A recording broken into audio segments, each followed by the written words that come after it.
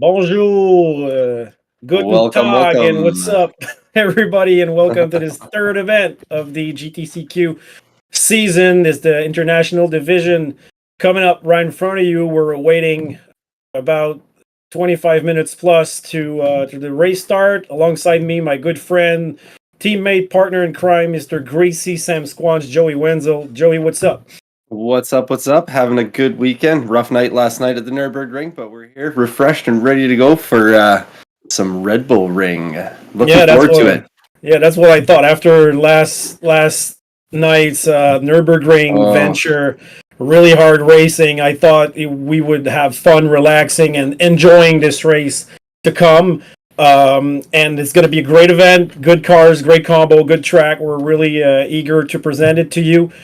We had a great round last week on Sardinia A, and we're going to talk about it in a little while. I just want to remind you guys that this division is brought to you by JT Tuning. He's our main sponsor for this event. Thank you a lot, Jimmy Turcotte, which is a driver in Division 1, for sponsoring that division. If you guys want to know more about him, just hook up on his Facebook page. There's a lot of things, and we'll talk about it furthermore as well. So, first of all, before we talk about this race, Gracie, last week, a hard race, an eventful race, a few mishaps, great results from great drivers. We're going to see the results of the last two races in a few moments. We'll talk about the top five. And the guy who came on top is, on paper, the best driver in this division, Mr. Kylian Drummond. yes, he is definitely the best driver on paper, and I'm still thinking he's going to do the best in this league here. You can't discount his drivability. Watching him last night doing that Nürburgring, he came with the challenge, and he just knows how to rise to these challenges and become the top. Yeah, he's on a good, well, I cannot say he's on a good streak. He's on a great streak, and he is just going well. And when you see him race, because I see a lot of streamers around, European streamers, I'm starting to follow more streamers because Yeah. they give hints and tips about getting better. I've been playing Gran Turismo since the first day of Gran Turismo, and these guys have been playing for 2 years, and they're just kicking my butt. So I need to learn some stuff, and I figured out a few things in the previous weeks, just how to improve my braking, my driving, and everything. It has to go with driving, but it also has to go with hardware or a hardware setup. So that's the thing I would love to ask Killian if we have him on the interview later on. That said, he's on top of things, and we asked him last week. He was just driving Gran Turismo for 2 years, which is 2 years super only. impressive. Unbelievable. Yeah. A great driver, and you wonder where he gets this racecraft. Does he does karting? Does he do other things than that? Other than Killian on the sprint race, we had his compadre, Mr. ERM Antonio Esque, and then the other Frenchman, Primo Nono, in third position. That was our top three. These guys are always in the front, followed by Yes. Quartz. Yeah. Really Quartz is that impressive. wild card. He can get up there, Yep. but he's had some unfortunate mishaps happen to him. I believe he had to bump somebody, and then he decided to pull back and let them go by. But yeah, there's so many fast names in here. They can all do it. It's just a matter of getting that consistency and hitting their marks and staying where they need to be. Yeah, well, we had him in interview, Quartz. He's so far the best Canadian in Yes, the our league, Canadian. which I'm not surprised because he has matured up and got speed so fast during like the past few years. And in fifth What did you say? position, 16 years old, you said? he is 16 16 or years old, and 17 I is met him just when he was 12. unbelievable. Yeah. And another Frenchman, Mehdi, came in fifth position for the sprint race. For the endurance race, Killian won again. Controlled the race pretty well, but I think, if I remember correctly, there was a fight with Antonio Esque that we quite enjoyed. Yeah, there was definitely some good battles in that last race. Hopefully we'll see some more good battles in this one. This track offers some definitely good passing opportunities. There's that turn 3, some people call it turn 2. That is definitely a blast to go for a move on that corner, but it is a tricky one to get the drive out of the corner and get the things done. But I think we're going to see some great racing here today. Yeah, we'll have to look at their track map when we're going to talk about the combo furthermore. So for that endurance race, so we said Killian, Antonio, Medi, so another three podium, all Frenchmen. These guys are right on the money. I mean, I know Killian's coming on top, but the difference between these guys is so thin that you could see anybody win a race or two in this trio. And then you had Quartz, who came in fourth, of course, again. So that's another good result for him. Good points for him. And then Giovanni Bacciarelli, if I'm not mistaken, which wraps up top 5 for endurance race. For the season so far, we got it's still very tight at the top with Kylian Drummond, Kylian leading by 5 points. He got 65 points. His differential is -1, which is showing us that he qualifies in front, so he just has positions to lose. Following him in is Antonio SK, which was the wild card, a last-minute replacement on race 1, delivering great results. And you got the other Frenchman's Medi in third position with 57 points, followed by Lanuza, which is I think Prima Nono. Yeah, because I got their real name here, Greasy. I got their other names if you need help with them. Well, I see them on the screen a little bit, so if you see me like fixing it, I'm doing my best. And you got Sam Cardinal, which is Quartz, first Canadian. That's why I'm saying he's got 49 points, no penalty points for this top 5 in the championship. Which is really impressive, thinking that they're really, really well behaved, disciplined. Following that, you got another Canadian, Mr. Sam Boutin, Samio, which I know a little more, with 40 points. So there's like 25 point gap between 1 and 6. Then you got the Hungarian Primer. I don't remember his PSN. I'm afraid so. He's got 37. Petit Petiat. Oh, it's Petit Petiat. And you got Bacciarelli, the Belgian with an Italian name, at 37. So these guys they have the same amount of points. So there's a tiebreaker that differentiates according probably to positions they were in. Then you got Danny Jourdain and Dave Guimont, respectively, with 29 and 28. Jourdain had -4 for a penalty last race because he threw someone off track, but he did wait for it. So he did wait for him. Sorry, did the right thing. Yeah. Well, that's what you have to do. If you do you have to. You get your penalty, but you have to reduce the amount of points that it brings you. Because if you don't wait for the guy, it's a 12 point. Not just the 4. And that black flag, the 8 points, is really damageable. I've had a few in my years because sometimes I think I'm not responsible for the crash, so I don't even wait, and I don't even. Sometimes you have to make that call on track where you can leave it up to the stewards and throw it to the racing gods and see if it comes out in your favor. I've been there. Anybody can still debate it. Anybody can still say that they can review it furthermore. They can explain it, whatever. And I've had a 12-point that penalty that got deleted because it wasn't my fault. So it can happen, And then you got Jaynard, Mr. Lefebvre, with 26 points. He has the most.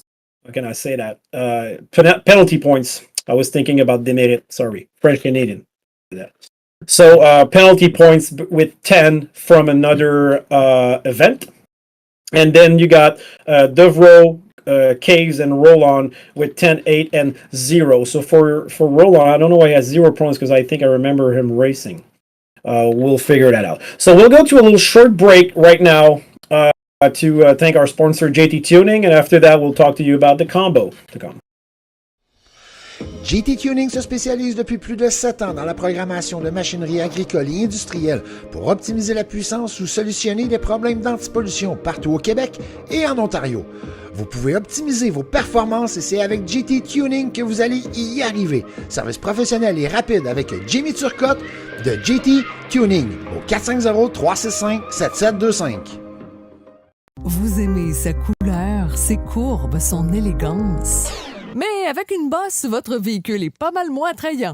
Choisissez les professionnels de débosselage direct pour un débosselage sans peinture. Une solution rapide, efficace et écologique qui vous permet de conserver la peinture originale de votre voiture ou votre camion pour une fraction du prix d'un débosselage régulier. Le paiement est pris en charge par vos assurances et vous pouvez même demander une estimation en envoyant une photo de votre véhicule. Débosslagedirect.com à Saint-Jean-sur-Richelieu, il se déplace partout en Montérégie. Douceur au palais. C'est un blog culinaire avec des recettes variées, gourmandes, savoureuses et accessibles à tous. Catherine Girard alimente son blog depuis plus de 12 ans maintenant et continue jour après jour de nous partager sa passion.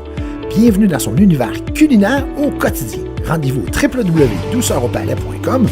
Un détour. Okay, we're back, everybody, and thanks for tuning in. Don't forget to like and subscribe. International Division sponsored by JT Tuning. Unfortunately, I usually have a tablet where I can look at the live, but it's my girlfriend's tablet and she has it right now, so I couldn't steal it. So me and Greasy will try to look on our phones or whatever to keep track of whatever. I got live over here. Sweet. I got some people in the chat. What's up, Churro? Yeah, I know Churro would jump. Nabath, it's Fabien. GT Racing. Yeah. I'm sorry if I butcher people's names. It's okay. As soon as I got a little minute, I'll tweet mine so I can see the commentaries. So, Greasy, we still got like 13 minutes to go, and when we don't know what to talk about in a broadcast, we talk about the weather. We talk about the weather. Yeah, we do weather talk good about in the weather. Spielberg today. Well, it's looking a little cloudy today in Austria. I think we might see a little bit of rain today. I don't know. Well, first of all, we're going to find out. The soft tires are mandatory, so is it? There must be a little bit of dry somewhere, but we'll see what the weather brings here. Right now, it's looking not too bad. It's looking kind of it's not bad. If you had to drive under rain conditions with a race car, what kind of race car would you use? Ooh, well, you know me. I'm biased. I'm a Porsche driver. I would pick a Porsche. Well, I would use a Mercedes AMG GT3 myself. Well, that's what I would use. Yeah, this AMG would be an absolute blast to drive in these conditions, I would think. Absolute blast. So, for those who can read between the lines, Red Bull Ring today with GT3 Mercedes AMG is the combo. It's going to be super fun. As Greasy mentioned earlier, this is a track where usually there's a lot of action because there are about, minimum 3 corners when you can get like heavy braking and good overtakes. Draft 3 section for draft potential, and there's only 10 corners, and like we said, that second corner that is on like the second sector, it's exactly at the first sector, but it's the little king that they count as a corner. It's exactly like last week when we had Sardinia. It's a full throttle place. It turns a little bit. They count it as a corner. So for us, sometimes if we mention second corner or third corner, it's the same because 4 is 4 is the corner doesn't exist in my mind. No, me neither. I don't even know why they count it as a corner. So Red Bull Ring, a very fun track. Quite wide. It's an old track. Formula One goes there. It has been on and off the calendar. Oh, looks like Guletsky's microphone might be tripping out a little bit here. So I'm going to say this Red Bull Ring is 4.3 kilometers in length. And it is it's actually one of my favorite tracks. You got to watch out for sausage curbs, but you also have to commit to corners, big braking zones, all the good stuff. It is a lot of fun. Some fun facts about this one. When the F1 cars are going around here, there's 32 gear changes per lap.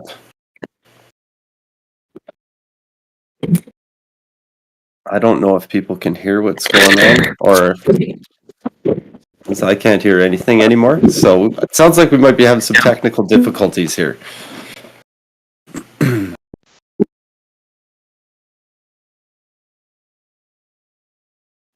I don't know if it's on my end or if it's on Guletsky's end.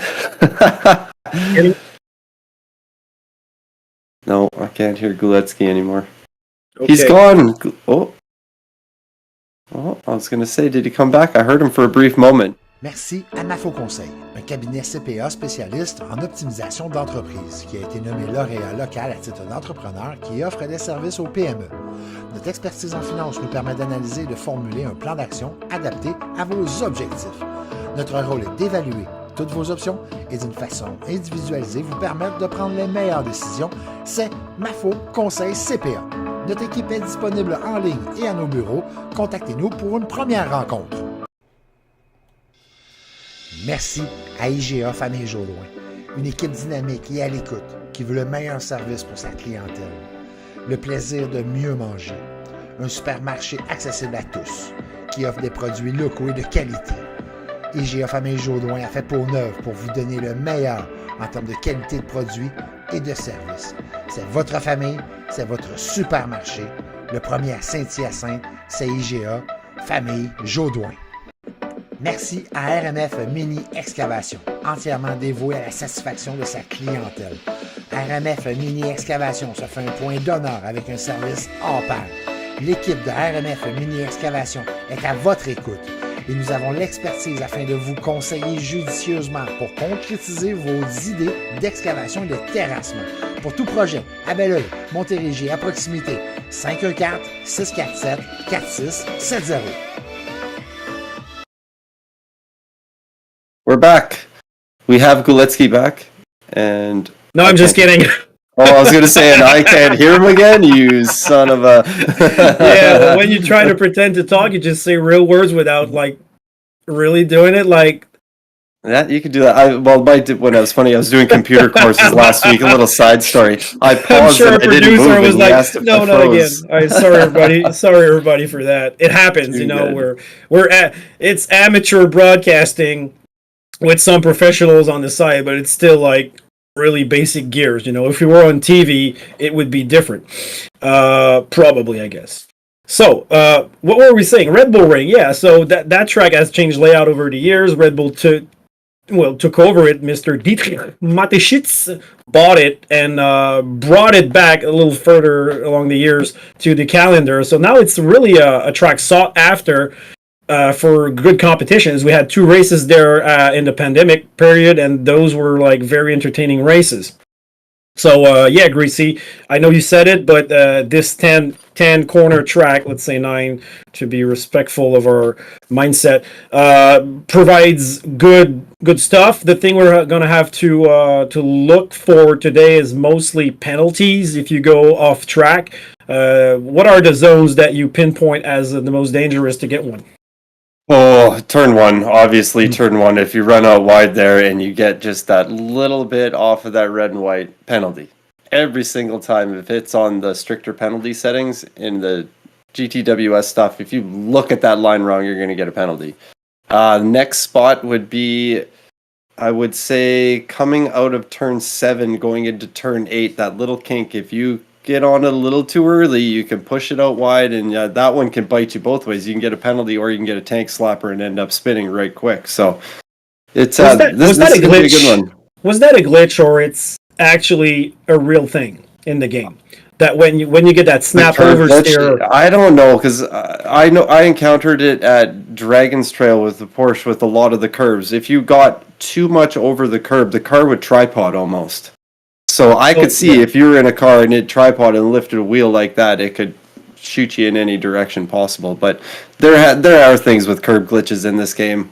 They're never really been proven, never really been disproven. So I don't think it's personally I don't think it is a glitch, because when I you don't go on think the it is rumble either. strip and you're not driving as well as you should, you lose control. It's like that in any kind of racing that I watch, TV or internet.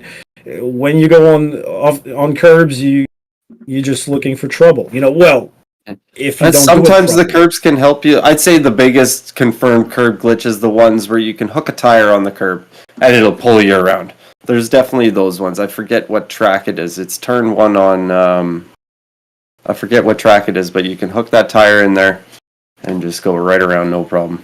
All right, and then we have turn 9 and 10 that are usually famous for track infringement in Formula One. So it's not different in Gran Turismo. And that's another place where people can go for that pass. If they want to get brave and go up on the inside, and to go too wide through there going into the last corner, it can you got to have respect with the driver beside you to make that one happen. Yeah, and not to mention the pit lane entry on this track is very, very dangerous if you were following somebody close. That's about right. You can overshoot it and lose big time. It's like a little kart track, but most pit entries are usually a bit dangerous. I think we're like maybe 5 to 10 minutes prior to the quality. So we remind you, for this first race, it is a 10-lap race. Tire wear is ×6. Fuel consumption is ×2. There's one available and mandatory tire, which is the soft compound, and they start with 50 liters of fuel. The sprint races are always pretty much the same for all the season. It's usually 9 or 10 laps. Soft compound. This is Action Jackson. It's just like you got to qualify. Give them some time to have some fun, go fast. We could see what kind of lap times they're going when they're really pushing and compare them to what they do in the 30-lapper race. Yeah. And also, you got to qualify good. This format, which I actually really like, the make or break hot lap, new this season in GTCQ Championship. Make or break happened to me Friday. Qualified second in the sprint race. Did a bad thing on the relaunch at Sardinia on the endurance race, started last. So anybody can make it to the pole, and a regular poleman can also mess up a lap and start at the back. So that brings it's not exactly reverse grid, but it can really shuffle up the order in this. And so honorable mention, Greasy, to a certain livery. Seeing a pink car up there. Mm-hmm. Yeah. Killian looks like he's supporting the Barbie movie, which I have to say the Gran Turismo movie outperformed in theaters. Do you think he's rocking a Barbie? Barbie? I don't know. A guy of his standard might be sponsored because he had the Cars livery. That's right, he did, didn't he? Yeah, that's usually his livery, the 95 red. I haven't seen that movie, so help me with that. Okay, my kids are young. Disney though. Barbie's not Disney though. I wonder if he's going to get a phone call if he gets too famous and he starts rocking the ka-chow too much. He might get a knock on the door saying, "Yo." Well, let's keep in mind that these guys are young. They might still play with Barbies. We got Antonio with a Pokemon livery. We don't know. I saw Pokemon livery last night in the Porsche. Oh, really? Catch them all. Yeah. It might be a teammate. Pokemon. We're gonna those cars are great looking, by the way. The AMG, it sounds great. It looks great. For me, not my favorite car for BOP standards, because I find it a little bit understeery. But when we tuned that car, it was always a beast. I don't know if for GT7 it's as understeer as it used to be, but it's a really stable car though.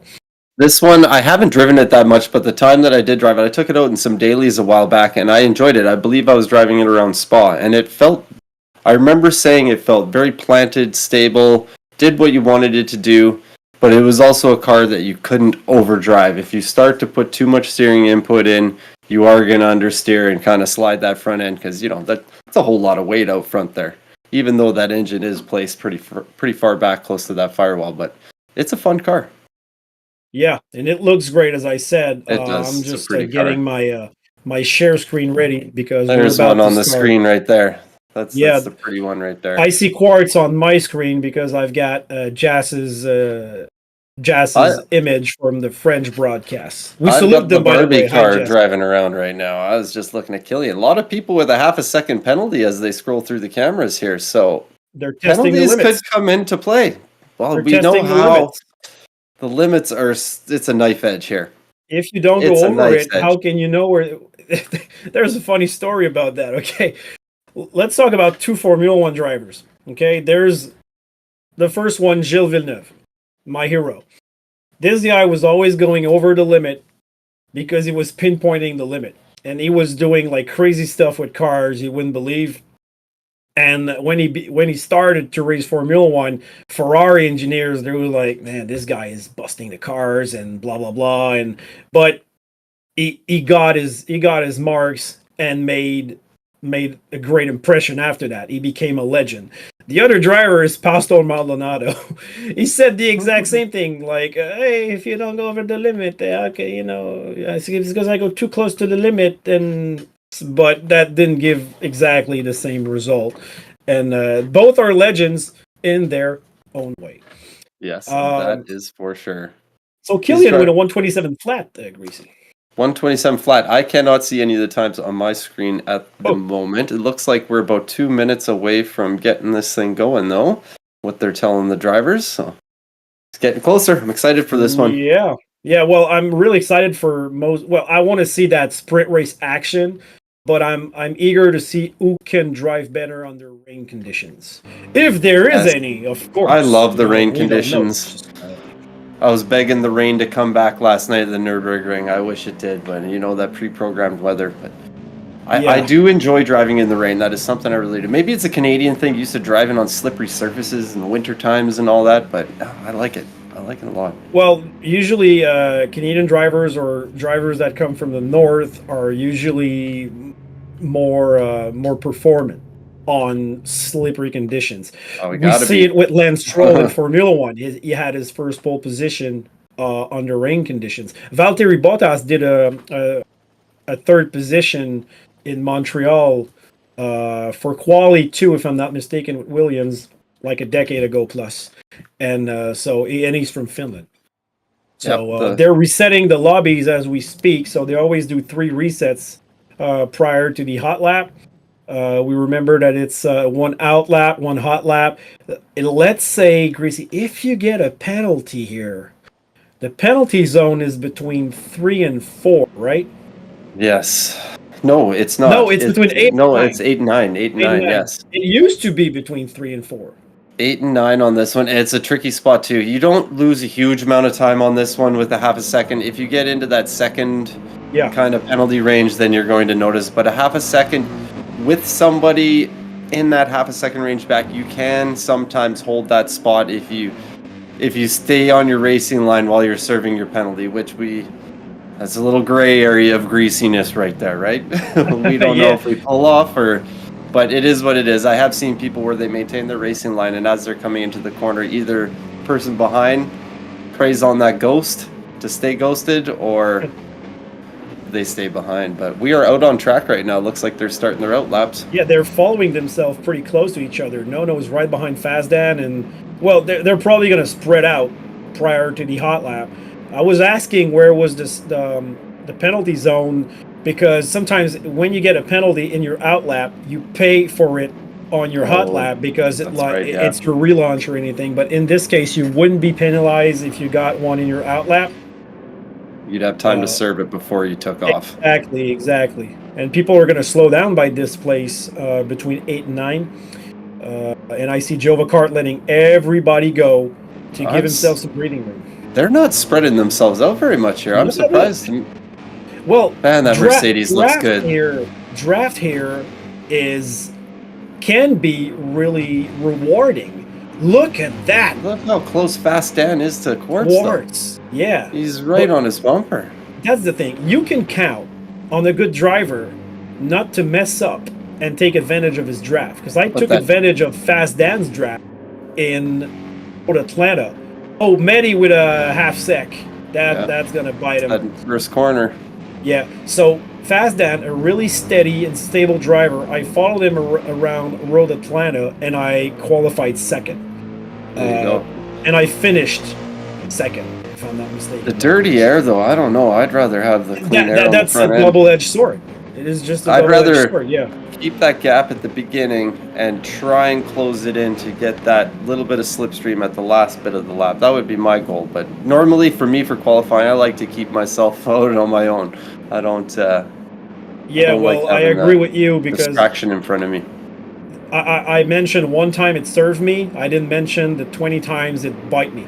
Yeah, exactly. Right, but he's already faster than Dan. So, he's got a second penalty, Quartz. That's a killer right there. That's a killer. Yeah, and the thing is with that hot lap, even if you got a penalty, you just go because you don't know who has a worse penalty than you Exactly. Every position's a point or a few points because the point chart is not the same in the sprint. We had there Antonio with the 127.3 on in the lead in this one. Oh wow, that's just a little slower. Quartz is carrying that penalty into this lap now. Oh, that's tough. Oh no, man. but the hot lap is done, so Quartz is going to start last. They're just like going at the end of it, and they're preparing themselves Gotcha. I was wondering why Quartz didn't serve that penalty. He must have got that 1 second pretty late in the lap then. He had it he had it in the 7th. Actually, between 6 and 7, you went wide between 6 and 7, so they don't make you. Do it. That's the thing, though. I think if you get a penalty, the game should, like, you get a penalty. I agree. Right before the penalty zone. It should, like, you serve, you get it. You should serve it. Yeah, you should. You shouldn't it's have to electronic. Go it's algorithm. So it's like you get your penalty, you serve it right now. And if you already got one, but it's usually, I think, if you have one, and you put like another one on top of your first one. When you arrive to your penalty zones, it does do them both. Yeah, do them both. Yeah, it does. That is true. Looking at Fast Dan's livery here, is looking good. I'm liking that blue and the green. And it's our sponsor JT Tuning on it because Jimmy took is part of the GTCQ team. The GTCQ team, which is it's the fastest team for the GTCQ championship. I didn't see. Not counting the international thing. Did you see where Killian finished in that? I did not see it. My Killian screen is going second kind of on my blurry. screen, 17 thousandths of a second behind Antonio. So this should be interesting. This is a false start check. So our people are going to gamble on traction control or gamble on no traction control. Let's see what's going on. I don't see any traction control on Medi there. No traction control on anybody. Interesting. First light on. And lights out, and we're off on Red Bull Ring, Spielberg with the Mercedes for 10 laps. Let's see how they handle this first corner in the pack. Looked like almost 3 wide going into turn 1. Everybody's keeping it clean so far. Oh, Kart 99 may have gone out a little wide and picked up a penalty, but he could have been pushed off 3 wide with Samuel and Petiat. Woo, Medi. Decides to take the better of that and back out of it. Oh, he's going for the inside. He's going for it. Oh, get her stopped. Medi. Oh, what a pass. What a pass. Have you seen this? We got a little pushy contact in the back, there. But Medi coming through there with a very big, bold move up the inside, making They're it 3 still wide. too wide, Reese. Going into the 4. Watch that back on the replay. He just made that apex. Look at those brakes glowing. Heavy on the brakes, and he got it done. We got Samuel in the sand. That's going to cost him. Ooh, that's a rough place to lose it there. Looks like he got a little bit of help, though. He went a little wide himself, and then he came back on and got a little bit of help. Perhaps it might become under review. And Jova Kart, which has a half-second penalty, just added a second between 6 and 7 for his penalty. That's going to cost him big. I thought I saw another one of those. I thought I saw another car go off there, but I can't tell who it was. He went wide. That cost him 1 second on top of the half he already had. So between 6 and 7, if you go wide, since you got a lot of momentum, I believe. Yeah, that's a second. Kart 99 just had a tank slapper coming to the last corner, just about lost him and picks up a half-second penalty. Sam Yo, I think it was. I think Sam went off again. He's dropped all the way down to the back now. Well, he had dirty tires. Remember that. So, and the dirty tires in GT7, if I'm not mistaken, they provide you for a longer time with less grip. Yeah, you definitely notice. They reduce the grip for a longer amount of time than it used to be in GT Sport. I think that's my feeling on it. But people are. I'm watching Kart 99 here. I can't see much what else is going on right now. It looks like Quartz is getting closer to GTCQ Dave. We got Killian just following Antonio around, waiting for a mistake possibly or a penalty. We got on the replay here, Greasy, on the main. We got the replay of Medi's pass, and you see Petiat pushing Samuel a little wide, so Medi took advantage of that like a boss. He just made that apex. I bet you he puckered a little bit. I bet you he did. Well, I don't know if there's anything subject to review, but for sure there will be some. A lot of penalties already in the first 2 laps of this Seen race. a lot of them.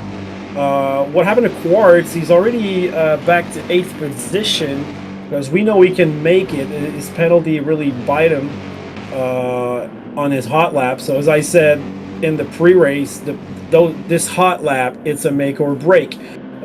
Killian is in draft range of Antonio Esque, and we have seen these two battle over and over since the first race, so it's going to be interesting. They're going to try and pull away, work together for the first little bit, and then hopefully throw it down and go door to door near the end.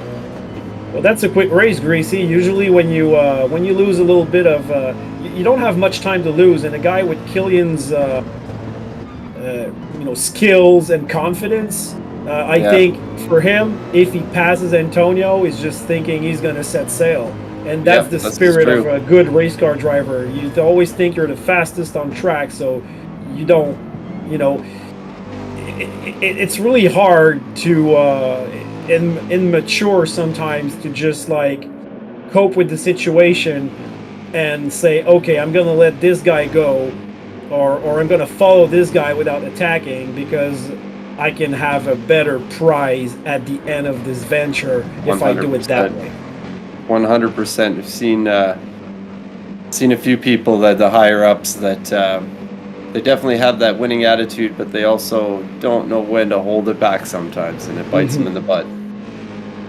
That's all with age, though. You learn that stuff. Us old guys, when we figured out patience now, right? Yeah. So maybe a little bit, right? Yeah. In a sprint race, you're less patient than an endurance race as well. Quartz is right behind Dave. He's got the draft. Going to second corner and into third. Will he make a move? Yeah, he's going on the inside. Late braking. I think he's Oh, they're side by side. On the relaunch, they're going to be side by side for the drag racing till turn 4. Quartz has the inside for the next corner, which is the preferred line. But oh no, he's back behind Dave.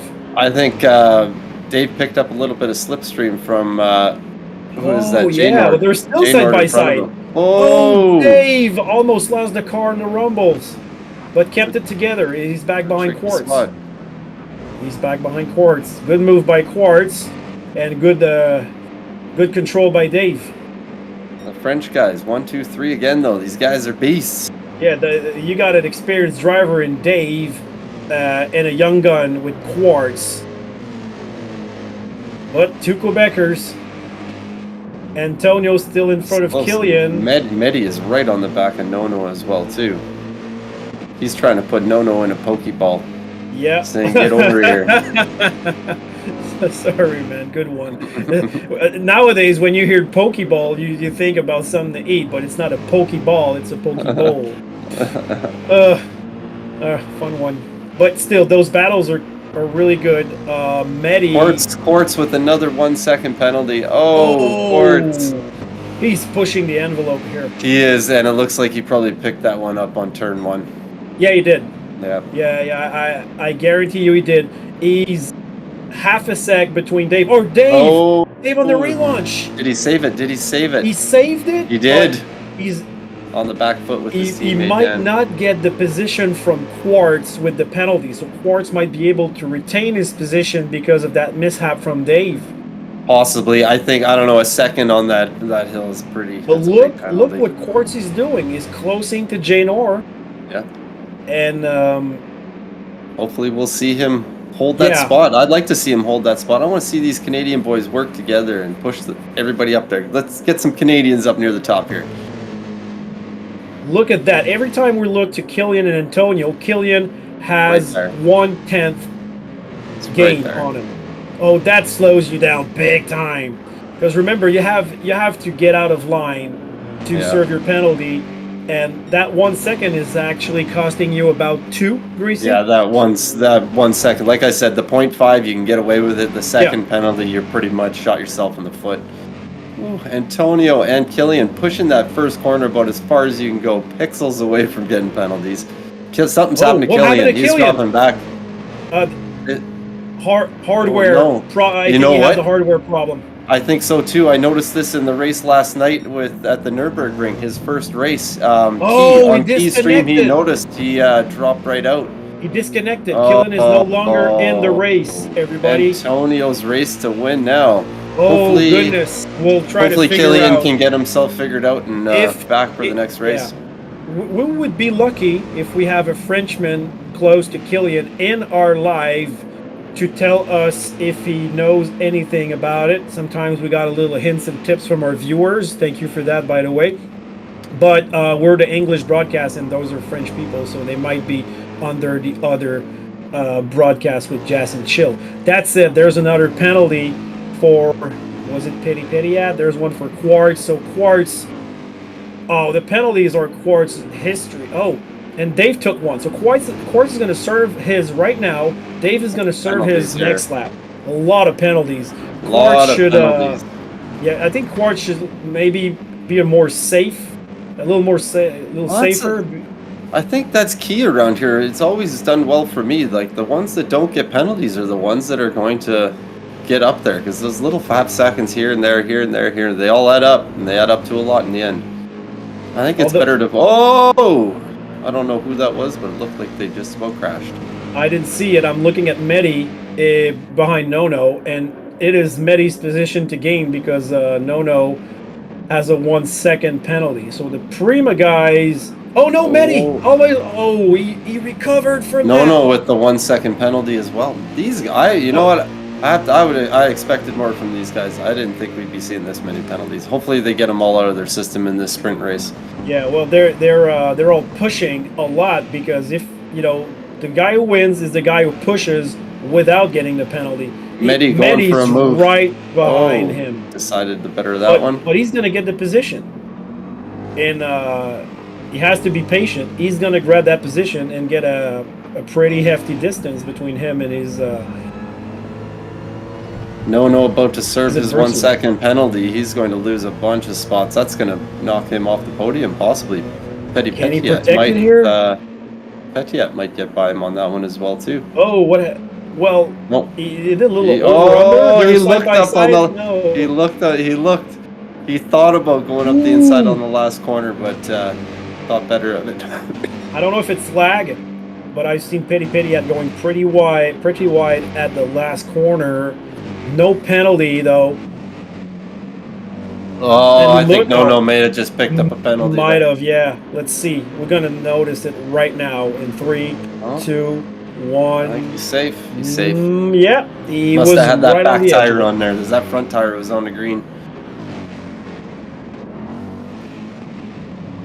So another... Petit wants that place real bad. He is pushing. He took a nice wide entry into that last corner, so you get the drive out on He's got the slip, but look how protective Nono is. Keeps the inside line protected. And squeezing him out. It's so hard. Exactly. We've all seen it. You try and make a move around the outside there. Oh, little bump from behind. That's when you end up in the kitty litter in the steward's office. Try and make a move around the outside of that corner. A lot of action so far.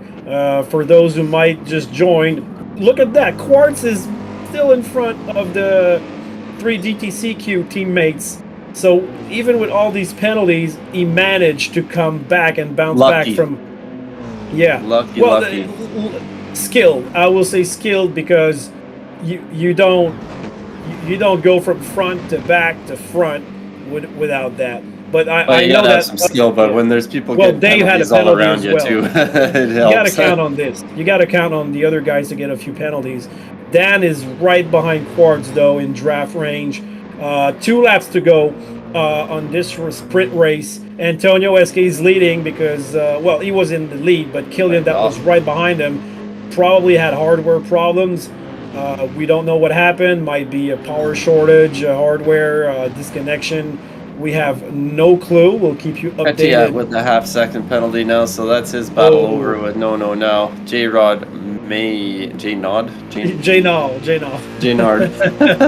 J-Rod. Good one. Well, I know a guy that was named J-Rod, so okay. It's in my mind like that. I just see it and read it like that. But I think that's going to be the end of his battle with him. It's going to put him on the back foot. I'm really digging the How far is it? GTCQ liveries on this Mercedes. It's looking really nice. It looks like yours. It's not as bright. Not as bright. Not as bright as your colors, but it looks like your colors. You're biased, I think. Maybe a little bit. I like that blue and green. No, it's a nice livery. And Petty Pettyat will be able to keep his position. He does. You Yeah. know, that half a second, as you said, you can really. It's not much. Yeah, it's not that big a deal. Look at that, the two GTCQ Samuel on the inside of Fast Dan right there.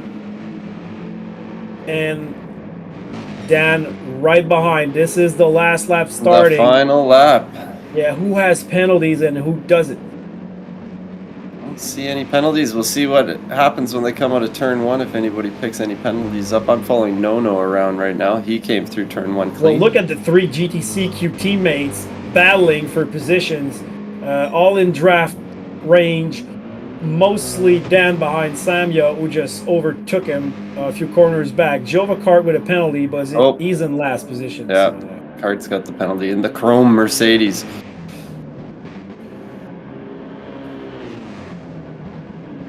We need to see a livery on that car. I have to say it. you mean the green one? No, the chrome one. Oh, the Kart's. chrome This one. is Sorry. chrome. Yeah. We need some livery. Yeah, come on. This game provides us with a lot of liveries. Come on, Java Kart. You know, I'll make you get one. creative. If you need, I'll make you one. I can make you one. I can't make you one. I'm terrible at making them. Well, I'm wondering what Antonio is doing up at the front here. I think he's around. texting while driving, which we Yeah, don't, it's we just don't an easy we don't cruise for encourage, him. but Final corner. He's in control. Yeah, He's got coming it. to the finish line, the checkered flag, Antonio SK. Look at that, another French podium.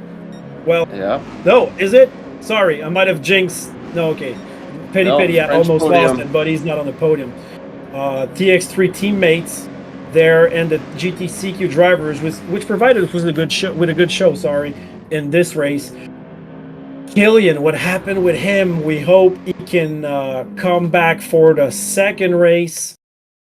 He might have waited. Sometimes when somebody comes back in the room, it glitches a little bit. Good victory for Antonio Santos, who started on pole, controlled the race. He was under attack by Killian. That's too bad that wish we knew what would happen.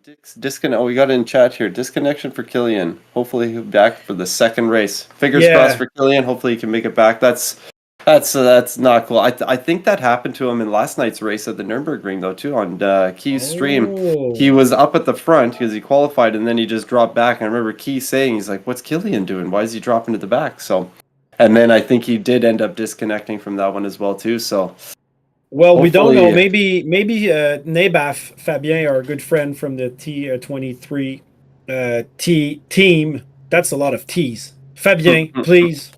And he's from France, and we know French weather can be rainy, can be sunny, whatever. So when you got maybe thunder and lightning, and if it falls near your home, you can lose electricity. So you lose everything.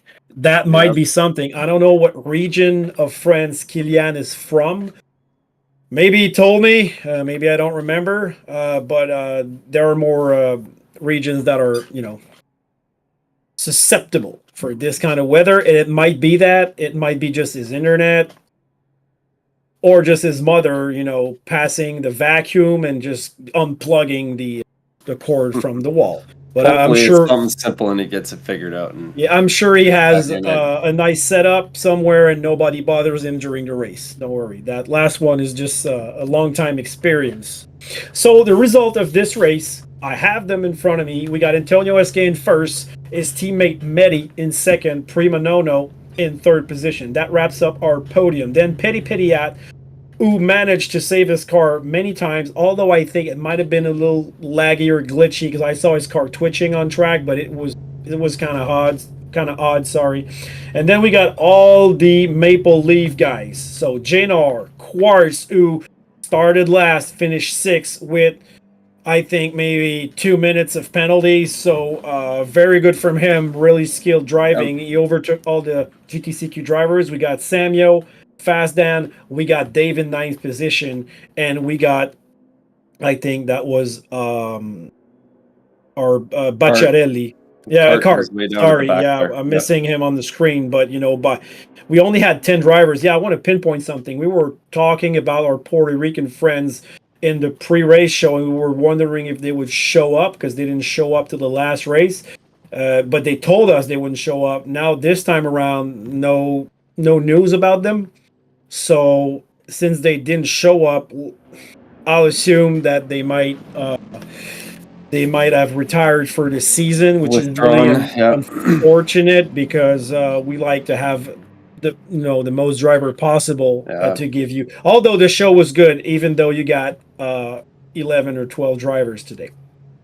Yeah, it's So still greasy. enough cars there to keep it entertaining for now. It's tough in these league races sometimes to keep drivers interested, especially if they're not doing so well. So Yeah, you're right, but basically you play Gran Turismo for fun. true. Yeah. So It's true. good race. That was a great race though. We got a lot of battles. I think it sets the table for the next one, which will have a few ups and downs with the weather. We'll go a little short break to thank our sponsor, and we'll be right back after it. Stay tuned. Don't forget to like and subscribe, and we'll see you in a few seconds. Vous aimez sa couleur, ses courbes, son élégance. Mais avec une bosse, votre véhicule est pas mal moins attrayant.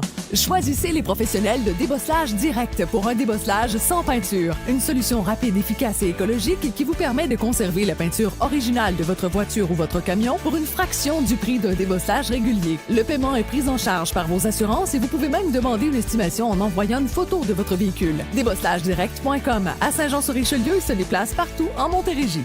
Douceur au palais. C'est un blog culinaire avec des recettes variées, gourmandes, savoureuses et accessibles à tous. Catherine Girard alimente son blog depuis plus de 12 ans maintenant et continue jour après jour de nous partager sa passion. Bienvenue dans son univers culinaire au quotidien. Rendez-vous au www.douceuraupalais.com. Un détour vous convaincra. Merci à Groupe Rive-Sud de Barnabé, qui réunit des concessionnaires Mazda, Nissan, Kia et Chrysler. À Saint-Jean, Brossard et Boucherville pour vous offrir des centaines de véhicules neufs et usagés adaptés selon vos besoins. Une équipe dévouée à travers tous les départements pour votre satisfaction dans un esprit convivial et familial. Le groupe Rive-Sud Barnabé est là pour répondre à vos besoins. Passez faire un tour et faire votre essai. GT Tuning se spécialise depuis plus de 7 ans dans la programmation de machinerie agricole et industrielle pour optimiser la puissance ou solutionner les problèmes d'antipollution partout au Québec et en Ontario. Vous pouvez optimiser vos performances et c'est avec GT Tuning que vous allez y arriver. Service professionnel et rapide avec Jimmy Turcotte de GT Tuning au 450-365-7725. Merci à Mafo Conseil, un cabinet CPA spécialiste en optimisation d'entreprise qui a été nommé lauréat local à titre d'entrepreneur qui offre des services aux PME. Notre expertise en finance nous permet d'analyser et de formuler un plan d'action adapté à vos objectifs. Notre rôle est d'évaluer toutes vos options et d'une façon individualisée vous permettre de prendre les meilleures décisions. C'est Mafo Conseil CPA. Notre équipe est disponible en ligne et à nos bureaux. Contactez-nous pour une première rencontre. Merci à IGA Famille Jodoin, une équipe dynamique et à l'écoute qui veut le meilleur service pour sa clientèle. Le plaisir de mieux manger. Un supermarché accessible à tous qui offre des produits locaux et de qualité. IGA Famille Jodoin a fait peau neuve pour vous donner le meilleur en termes de qualité de produits et de services. C'est votre famille, c'est votre supermarché. Le premier à Saint-Hyacinthe, c'est IGA Famille Jodoin. Merci à RMF Mini Excavation, entièrement dévoué à la satisfaction de sa clientèle. RMF Mini Excavation se fait un point d'honneur avec un service hors pair. L'équipe de RMF Mini Excavation est à votre écoute et nous avons l'expertise afin de vous conseiller judicieusement pour concrétiser vos idées d'excavation et de terrassement. Pour tout projet, à Belleuil, Montérégie, à proximité, 514-647-4670.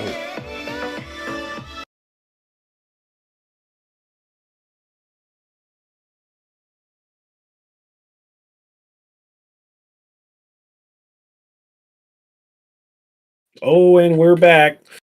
still having some sort of technical issues now. Vous aimez sa couleur. And we would like to thank our friends on the live. Bloomby, what's cracking? Schmed Vegas, Vegas Racer, the guy with a million names. Thank you for being here.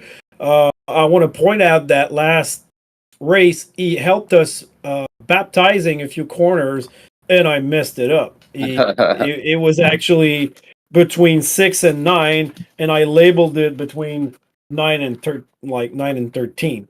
So Haystacks is the 7th corner. Well, I gotta say what's No, up to ninth. Churro there too, because I when I was trying to get that screen share there, I jumped into their party chat. I could hear them harassing me while I was panicking trying to find the right thing. Well, yeah, Churro, Bloomby's here. We got Nabaf. We got Greasy Sam Squanch. Don't know that guy. We he's got not cool. we got JT. JT was there at the beginning. I don't know if he's following the French or the English broadcast right now. But thanks for sponsoring this. Killian is back in the lobby, so it looks like he's got his stuff figured out. Fingers crossed for Killian. We don't want to see him disconnected again. That's terrible when that happens. That's unfortunate. But I always said though that's Killian, the what's going equivalent. on? That is the equivalent of an engine failure. Yeah, you know what it You is, know? and it's happened to all of us before. You never know when. It's always in the back of my mind when equipment can fail or outage, Yeah. whatever. You never know what could happen. Yeah. Well, last time it happened to me here, it was because of a storm, but I was playing a computer game and not my PlayStation game. If it happens during, like, let's say a manufacturer race, a league race, or things like that, that's gonna hurt him on the board. But knowing that he can win most of the remaining races and the last event have 2 races with double points. You can make up for it then, Yeah, especially with that double yeah. points at the end. That's a game changer. So, but Antonio just took first place in the championship. Mathematically, that's what I have here Mm-hmm. by I think 9 points. If I'm Steve, not what's mistaken. going on? Bloomby, we got a bunch more people tuning in here. Thank you everybody Yeah, for we tuning have. in. Do Hit we that have like, hit that subscribe, guys. do you know that guy, Steve Morin? He's in my team. He's my teammate. He was my spotter on Friday. Thank you, Steve, for your precious insights. He actually helped me setting up my wheel to brake better. So we got the same wheel, do we? I got the DD Pro, but you got... What do you got, Dorisi? Oh, I have the CSL Elite base. I was one of the poor fools that bought the CSL Elite base like months before that DD Pro dropped. So. Oh, okay. Okay. Well, Yeah. sorry for that. But yeah, Yeah, I there's know. the thing, I was... these guys that are fast, they take advantage of all the track limits. They take the whole track. They keep a lot of momentum.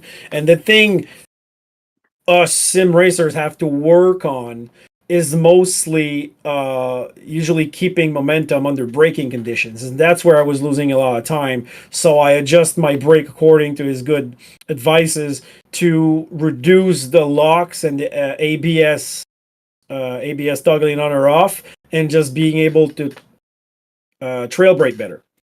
Yeah. So Braking that's the is thing a I lot still in have this to game. work on, but I improved my time by maybe half a second, and I managed to keep pace with everybody because I was really off the pace, and I was like, there's something I'm doing wrong. What you got to take the advantage of the hardware you have and play with it, because I was faster, Greasy, with my G29 than I was with my DD Pro, which It has takes you a while which to is get used to changing equipment too. I remember switching from a controller to a wheel is so foreign, and even from the G29 to the CSL, same thing. It takes a bit. The biggest learning curve for me was the load cell.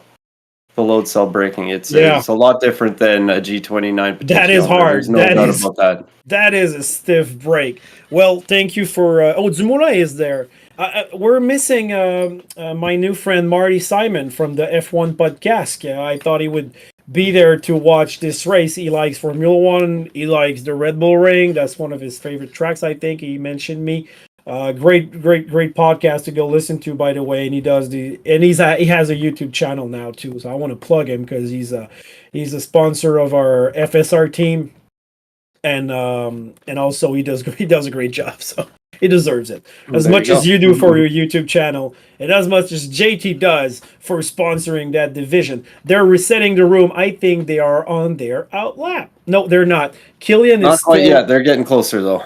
Well, the hot Oh, looks lap like is Killian just started. logged out and joined back in. Uh-oh. I What's hope he's... happening in France right now, or in Killian's neighborhood? Nabaf, do you know where... Nabaf, if you're still in the live, do you know what region Killian is from? Is he from Normandy, or he's from Le Pas-de-Calais, or he's from Toulon? I don't know. You know, Or whether is he sitting in the back of a McDonald's using their free Wi-Fi? or a Quick. If you go to France, you gotta go eat at Quick's. Most people don't like it, but it's like it's a fast food chain that it's like a Burger King or a McDonald's, but it's less costly than a McDonald's, and I found it quite good when I was there. So it's actually from Belgium, I think. Looks like they're out on track for their out laps here, getting ready to kick things off. Oh, Killian is there. He's there. Yeah, he's back. He was able to rejoin. And So. you know, fun thing, he will be the last to pass the line. So we'll have our friend Killian. No, he won't be because somebody lost control in the out lap. Don't know who that might be. I Was don't have it anything on I my screen think- right now. by... Oh, that was Petit Petiat. No, I'm not sure. Because I was looking for 10 drivers, but there's 11. So, no, Petit Petiat is in front. Anyways. Might have been Antonio. Killian do getting hear some heat myself in the in tires bubble. there. Okay. Oh no, Petit Petiat with a half second right from the get-go. Oh, come on, guys. Man. Samuel's easy. right behind him. The problem with that is, will that affect Samuel's lap? No, with half a second. Quartz doesn't have a penalty yet, but we're waiting for it.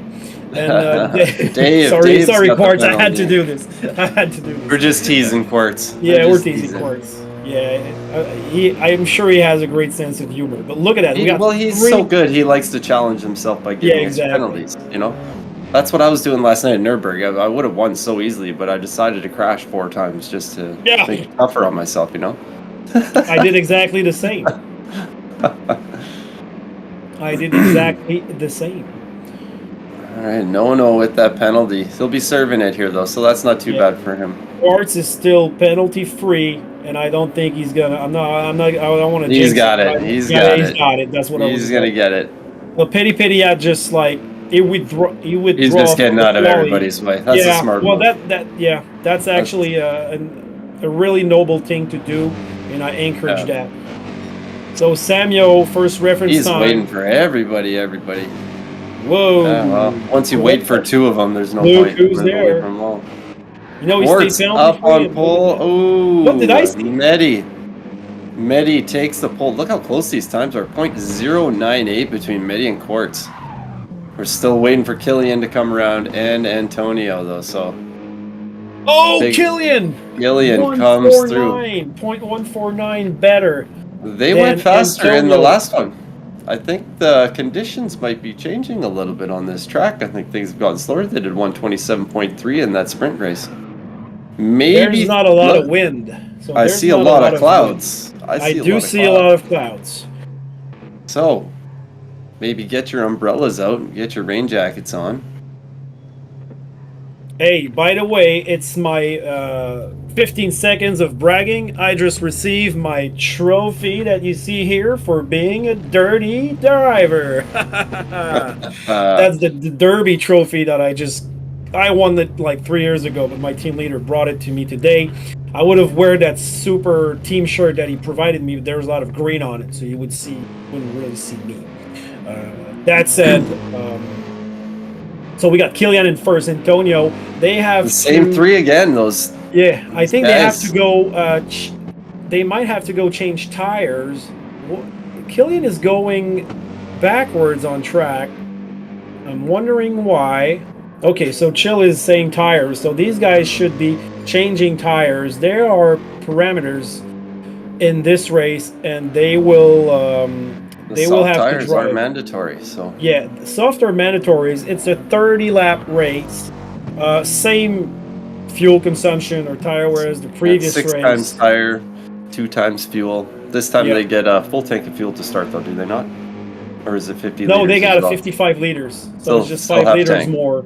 But Killian is starting on softs, so I don't know if that's it's the the way thing to to do do. it. I haven't done this race. I haven't done it practiced either. Yeah, my friends have practiced it because they often the competitions. Our division, the first Division 1, is the last one to race. So I'm practicing. I will be practicing this race by tomorrow. No, sorry, by Tuesday. So I'm not touching the next race ever before this broadcast. So every time I do this race, I have no clue what's going on usually, and there's no false start check. It's a rolling start. So we got Killian on soft, and let's see if other people took like intermediates or wets. I cannot see on my screen. I need cameraman to hit the circle button. There we go. So Killian, followed by his two compatriotes, and Quartz in fourth. So let's see what Quartz can do, starting from a good grid position. Single filed in the first corner, of course, and any penalties to come from the get-go. So far, it looks like everybody's in line. Samuel lost a little time here by going on the rumble, no penalty, but Yeah, it's right on the back of Dave. Oh yeah, and Samuel has to be protective. I need the race. Oh, look at that! Oh, that's. Point in the nose, but well, that move was not on, in my opinion. I don't know. was I don't not know. part of the Was he positioned well enough to establish his position, or that was Dave He had his turning nose it? in there a little bit, but not much. I don't know. Seriously, I'm both, wondering. So because if it's that, he would have to give his place back to Dave, I think. That said, he can wait a few corners to, do it at a proper spot, but there's just the two of them with nobody behind. So I'm watching a 'Cause replay when here. you No. yeah, when you give Nothing back of the that position, replay. Greasy, you can wait for a safe spot to do it, Yeah, I could which you see, should always. Which you should always should. You should. I think, well, in the heat of the moment, it's a little different sometimes. He did have a little bit of a nose up the inside, but there wasn't much. We got Patrick Lausier on the live. Salut Patrick. Merci d'être là. Thank you for being here. So Quartz, patient behind Mehdi. He's going to be able to take care of the slipstream. Killian still in first position. I've lost my own. No penalties so far, Greasy. What's No, happening? they're keeping it a lot cleaner. Maybe I just lost my screen share for a moment there. It looks like it's come back now. I was wondering if I was going to get a disconnect there myself. Well, I would love to see weather radar. And when you go on a driver, some drivers, they have the circuit layout indicator positions, and some other have the radar for cars around you. Petty Petty with a half second, but he's in last position, so no Does biggie look there. like it's getting a little cloudy on track, though. It is. So when will it rain exactly? That's my Oh, unknown. I see windshield wipers on these cars right now. I think you just got your question answered. So do you think someone should have started on intermediates? Let's look what kind of tires these people It's have. very interesting because the They're weather all- radar is yeah. showing up on my screen through my screen share, but it's not showing any weather at all. It Okay, just they're shows all the- on soft. They are all on the soft compound, and that's probably the way to go because if There it you is. look at the rain, it's not raining that strongly. And let's say you have inters or wets already, you would actually chew to those tires pretty fast before the Very rain quickly. even starts. Yeah, you're definitely going to want to wait till you start getting significant amounts of water on the track, but not too much to where you're left hung out on that one lap where you should have gone in and end up Yeah. doing donuts. I do know what you're talking about. I think these guys have done their homework on this race. They've been practicing. Look how good those cars look with the headlights coming down into the braking nice. zone. I really like the way these cars look. It's a pretty car. I agree with you. Oh, we got Samuel, same spot as the first race, almost losing it. Remember, first race Samuel went in the kitty litter. Might have had some help. That will be under review, I assume. Now we got Killian in first. Yeah. Are we going to see these guys start coming into the pits? That wet bar down in that bottom left corner of your screen there. It's not. I would love to see the radar. I think I'd like to push one more lap. I don't think I they're coming. think None of them are coming in. Do. None of them are coming in, Yeah, so they're going to wait for a little bit more water. Who knows? Maybe we won't get a huge amount of rain. Maybe it'll just be a little drizzle, and they'll be able to survive. Oh, Quartz with a half. Half a second. Oh. Yeah. Well, Gracie, I don't know. What if they all do the extra lap? Yeah, I don't. The weather radar keeps popping up on my screen, but it doesn't show any of the actual weather. I just show the topographical map. I don't see any of the radar on top of it. So no, me neither. I think somebody's trying to show me the weather, but I can't see it. Oh, Samuel with a half second. It's time for the sippy cup break. Okay, now I see it. We have a big band of rain coming in here, so in the next couple laps we're going to see some wet tires or intermediate tires on these cars. Look at penalties. Quartz will be overtaken by his teammate, on that half second because he's right behind him. Oh yeah, he's right there. Going to take him for sure. And these guys have pretty much the same pace.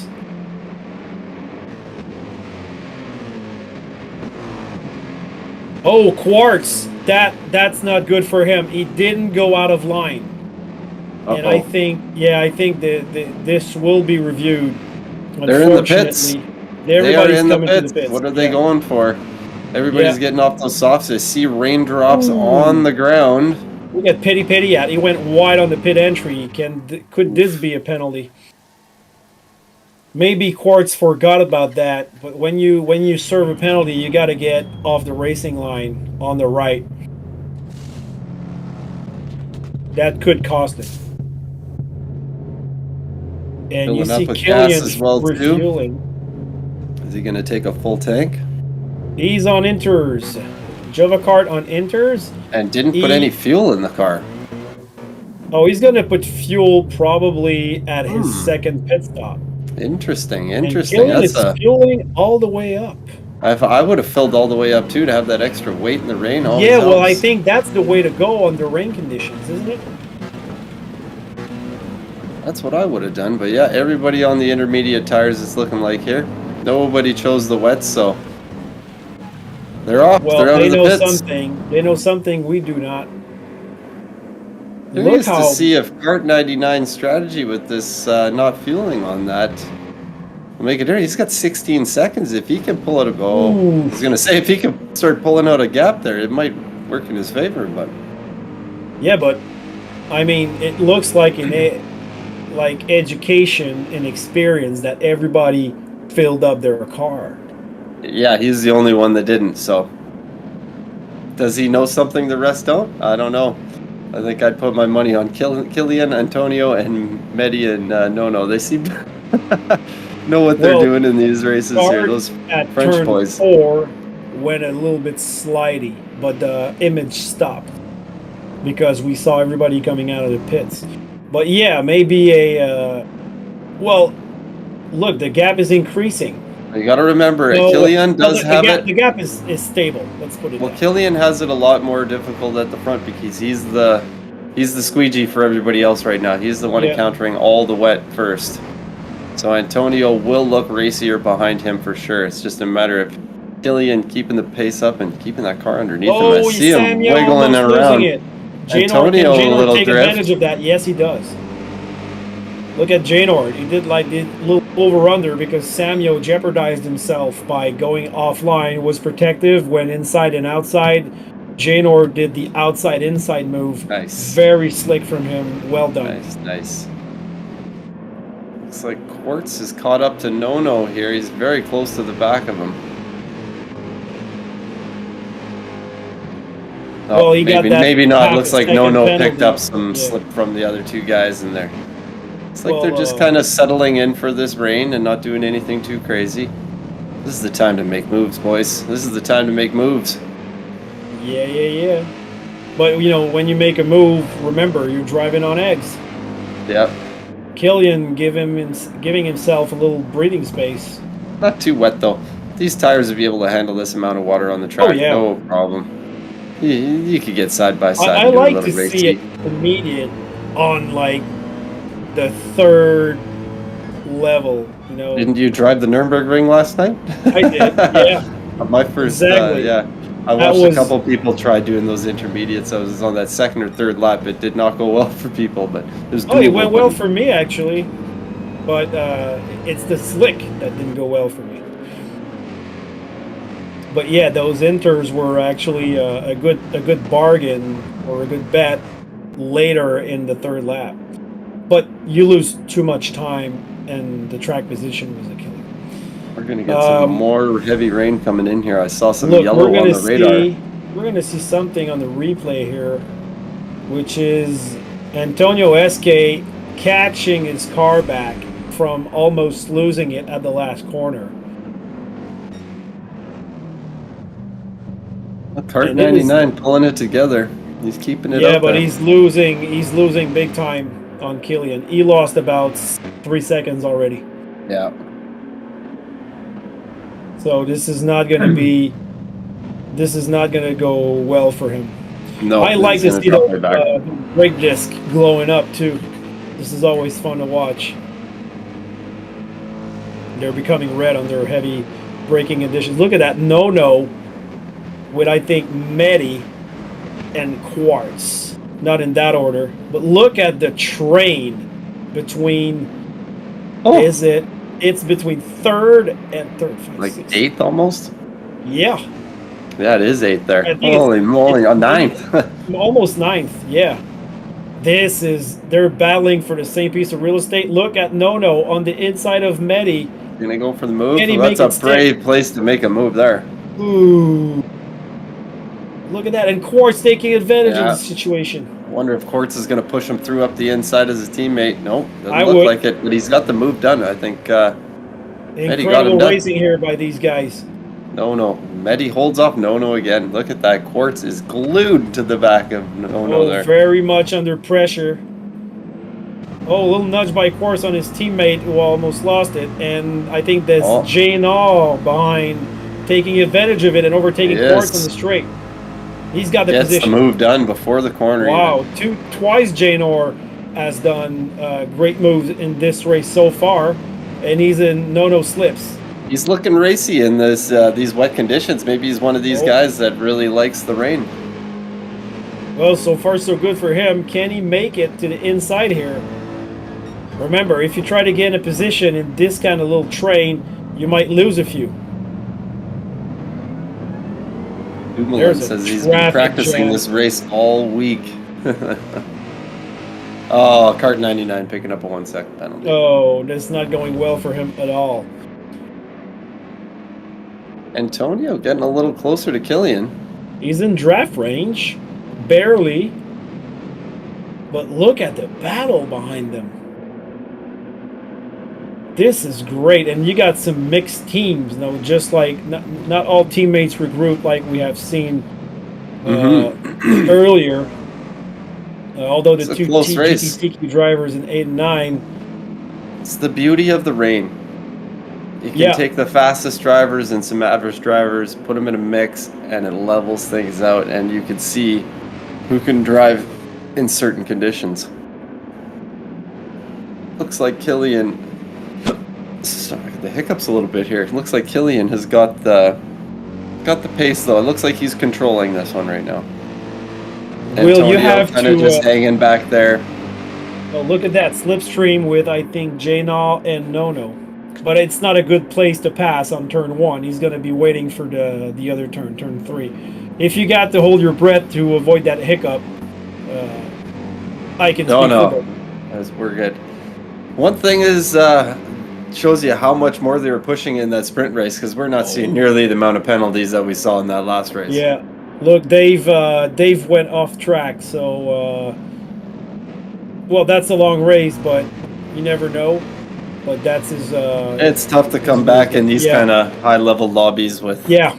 As soon as you kind of go off, and it's the hard part is getting it out of your head and putting your head down and getting back down to it, because you never know with the rain that somebody could have a mistake, but these guys look like they've got themselves under control. Well, the rain seems to have stopped. Now the track is still fairly wet in the second third of the hydrometer.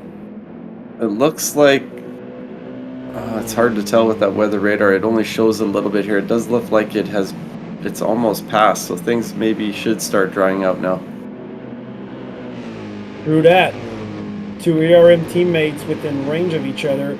Let's remind everybody that Java Kart is on a different strategy from the rest of the pack, which is not paying dividends so far because he's losing much ground. It appears that fueling the car with more fuel, having more weight, is better under slippery conditions. I think it has been something practiced a lot in Gran Turismo as well. Do you confirm, Mr. Greasy? Yeah, just from that race last night at the Nürburgring, doing that 2 wets to 2 intermediates and filling up in that first stop, it did help a little bit with the car. It does help with certain cars more than others, especially the mid-edge cars, especially the Porsche having the fuel tank in the front. It does help quite a bit more, but these ones, it might help balance it out a little bit in that rain. Keep that back end a little more planted so you can get the traction down and get going. The rain wasn't too bad, though. We're not seeing anything too crazy. It's just a little drizzle, we'll say. Enough to keep them on their toes, nothing to make their hair turn gray. Well, I can't wait to see if someone comes for slick tires and when they will come for slick tires and what happens if you go off the dry line. This one coming out of the pit lane is another one of these ones. When you come off of it, if you're not ready for it, this will spin you like a top every single time. You look at the throttle the wrong way, you think about touching the throttle, and you don't have traction control on, or even if you do, you're going to be going, it happens so fast and there's nothing you can do. It's instantaneous, and you're left there kicking yourself, and usually results from a spin out of the pits is crossing the pit line and a 3-second penalty. So extra salt in the wound on top of it.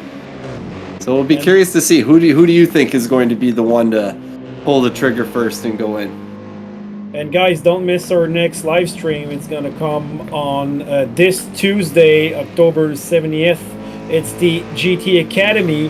And in the Academy, there's my new teammate, young Matthew, which is actually really fast. I think he's putting up some fast time enough to be able to maybe make Division 1 next year. I would love to have a teammate in Division 1. I was hoping my teammate Morin would be promoted there. Fortunately, not this season. Maybe next one, because he definitely has the pace. And if I would have 1 or 2 teammates in this division, I would be so happy to have some teammates to work with every now and then. So don't miss the Academy, because the next talents are right there. Coming back to our races, there's still a fierce battle for third position. Like, everybody wants that third step of the podium here. It's looking like Killian in these drying conditions looks like he's pulling out a bit of a gap. It is for second, because when we think about it, Java Kart is in the provisional first place. This will change after the next run of pits. Oh, we got someone in the pits. It's Prima Nono going for... Ooh, the brave boy. Oh, look at that.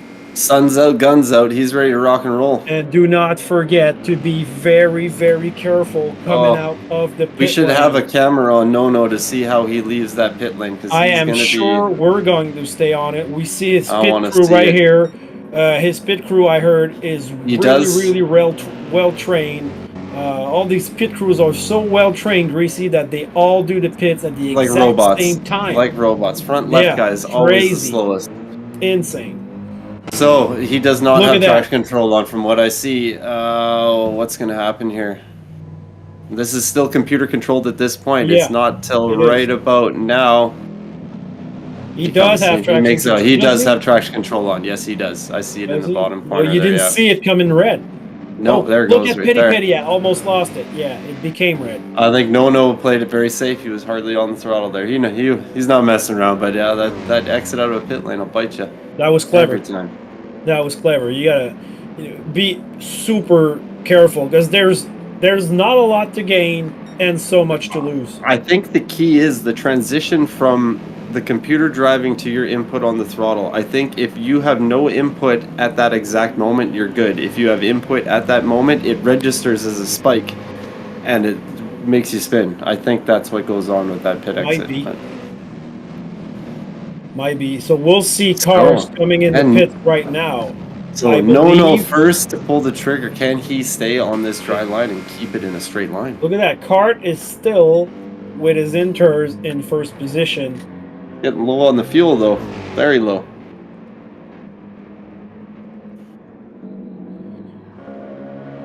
Well, will these guys have to get a little fuel in their car or with the fuel tank that they took in the first pit stop? I'm looking at they should on be my able- screen. I think they'll have plenty of fuel. He's looking at three-quarters of a tank there. I think he'll be fine. I think they're that filling up on that first bit was the proper way to go. Look, can Nono make a little undercut on the other guys he was against? We're about to find out here. I would assume that these guys would be coming into the pits right away. It's dry track right now. It looks very dry. Even offline, it doesn't look too bad. Well, you still got that hydrometer almost to one third. So for slicks, Yeah, it's all good. Yeah, they're good for it. It's just drying out fast now. Red Bull Ring seems to be one of those ones that dries out pretty quick when they have these rain races. Did we see anybody else dip into the pits? Well, everybody pitted so far except for Cart. Oh, okay, yeah. I didn't see that on my screen. I missed it. Well, now he's in the pits with 8 liters of fuel. This is going to be a long pit stop. You know what? I wouldn't be surprised that Medi in the pits as well get too. Out. Oh, you're right. I missed that one. So Medi was in the mix for that second place battle. That's Can an odd these decision. guys undercut him? Maybe Medi didn't have Dave that as well. confidence on the Dave as slick well. tire. Yeah. Well, sometimes better safe than sorry. It is very true. So Cart is filling up the car. Medi's taking just a little splash of fuel, which seems to be the thing to do.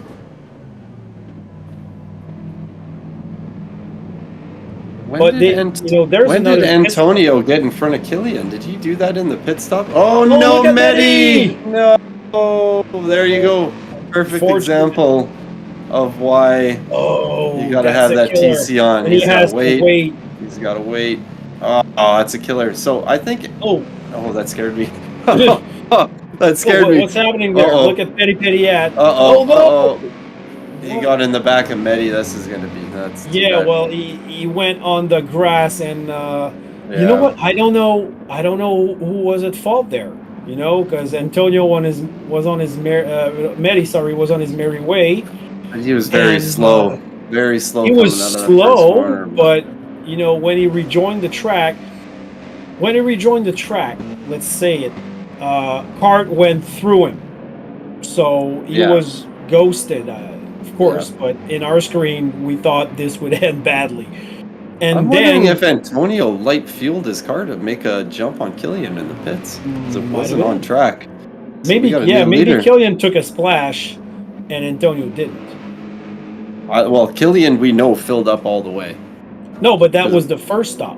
What about this one? Because I saw a few guys. I think that there was one driver, not sure who he was, maybe Medi, who was at 66 liters, came out at 71. Oh, okay. Like, it's really a splash. But if you're in traffic, Greasy, and you have to take a splash at the second stop, I'm sure you can save that amount of fuel while you're in traffic by short shifting a bit. You would think, yeah. This short Oh, shifting. quartz! Quartz spinning out of the pits as well too, or what? I gave you a 8.5 quartz for this figure because he made a That was a perfect 360 no scope right there. Exactly. Wow. You get offline with these tires though. It's it's it's still a killer. But that was a great figure. Look at Medi on the inside of Dave. Can this happen with the dry line and the not so dry line? You got it. These guys And he are got the fighting power for the down, last yeah. piece of real estate in this grid. That That's was the a thing. good move from Medi there. What a great move. Yeah.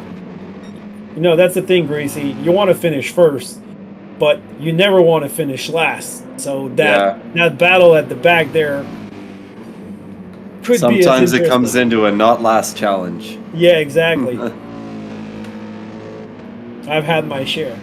Samuel in 6th position, and let's call it no man's land, not attack and not attacking anyone. Joe Picard in 8th position right now, so he was not last, but although, Medi, who had a crash, and Dave also went off track, are still behind him, so and that's Petiat, where we got I this. think Petiat was the one that got it the worst, wasn't it?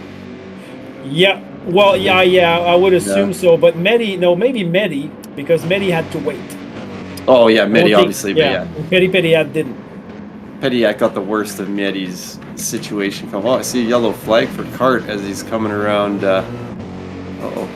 Was somebody off? Somebody crash? I don't know. No, Mika, you stay. Sorry, I got a dog harassing me. Go lay down. It's all right. I can bring my cat into the broadcast. This dog is thinking about jumping over the spider's web of wires that I got hooked up over. Oh yeah, that's never good. Don't do that. Samyo again. took it off track. Well, that's the rumble strip, I presume, right? If you go offline at turn 1, oh, this is interesting. Gracie, this is really interesting because I'm going to be doing that race in 2 weeks, 12 days time, and you see where the danger spots are. Exactly. You see where You got to do the stream sniping. It's key. You have to. Then you know what you have to do when you go into a race. 100%. It's just up to you to implement it. And if you don't, it's only one person to blame. Who do we have now on the live? Gillian, Marty's right here. on the back. Gillian Marty's is right here. on the back. Let's go, Barbie. What's up, Spider? Spider's in here as well too. What's up, Spider? Yeah, Spider had a great race last night in that Mazda. He's one of your followers, isn't he? He sure is. I planned my exit out of the pits to just highlight his cart perfectly as I spun around. That was all planned. Well, Gillian looks like he wants to make a move on Antonio here. He's right on the back of him. He's looking quite racy. I think he's just a little concerned about offline dampness at this point. So, well, he can. We're more than halfway through this race, so these cars look good. You see the heat lines coming off of them. I love this game. I know Forza just came out, but Forza ain't got nothing on this. Oh no. Got nothing Look on Gran at Turismo. that. Well, we remind people, if you just joined the broadcast, that Killian disconnected from the first race. If he gets on the podium on his second race, we will have him in interview, so we'll probably be able to figure out what happened to him. If it was a hardware or... Oh, Samuel! Rumble strip again. Look at that. Oh, that's a big one. Have you seen this? I have crazy. I have 3 screens I'm watching here, so I did see it there. Oh no, he's trying to come back, but it's so wet. Oh, look at the wet patch offline. Yeah. Oh, that's the killer. He lost the car going on the rumble strip, and Fazdan is offline as well on the last corner. That's going to cost him a penalty, probably. Did he go to make a move up the inside and then get on the wet? Looked like he was up the inside of somebody a little bit and kind of went by Petiat. I saw him a bit late to presume that. Look at Killian. I think he's going to be patient because he knows that if you go maybe still a bit off, if you still go, a bit offline, you can pay the price. What happened is Sam he touched the rumble strip, went sideways, but slid.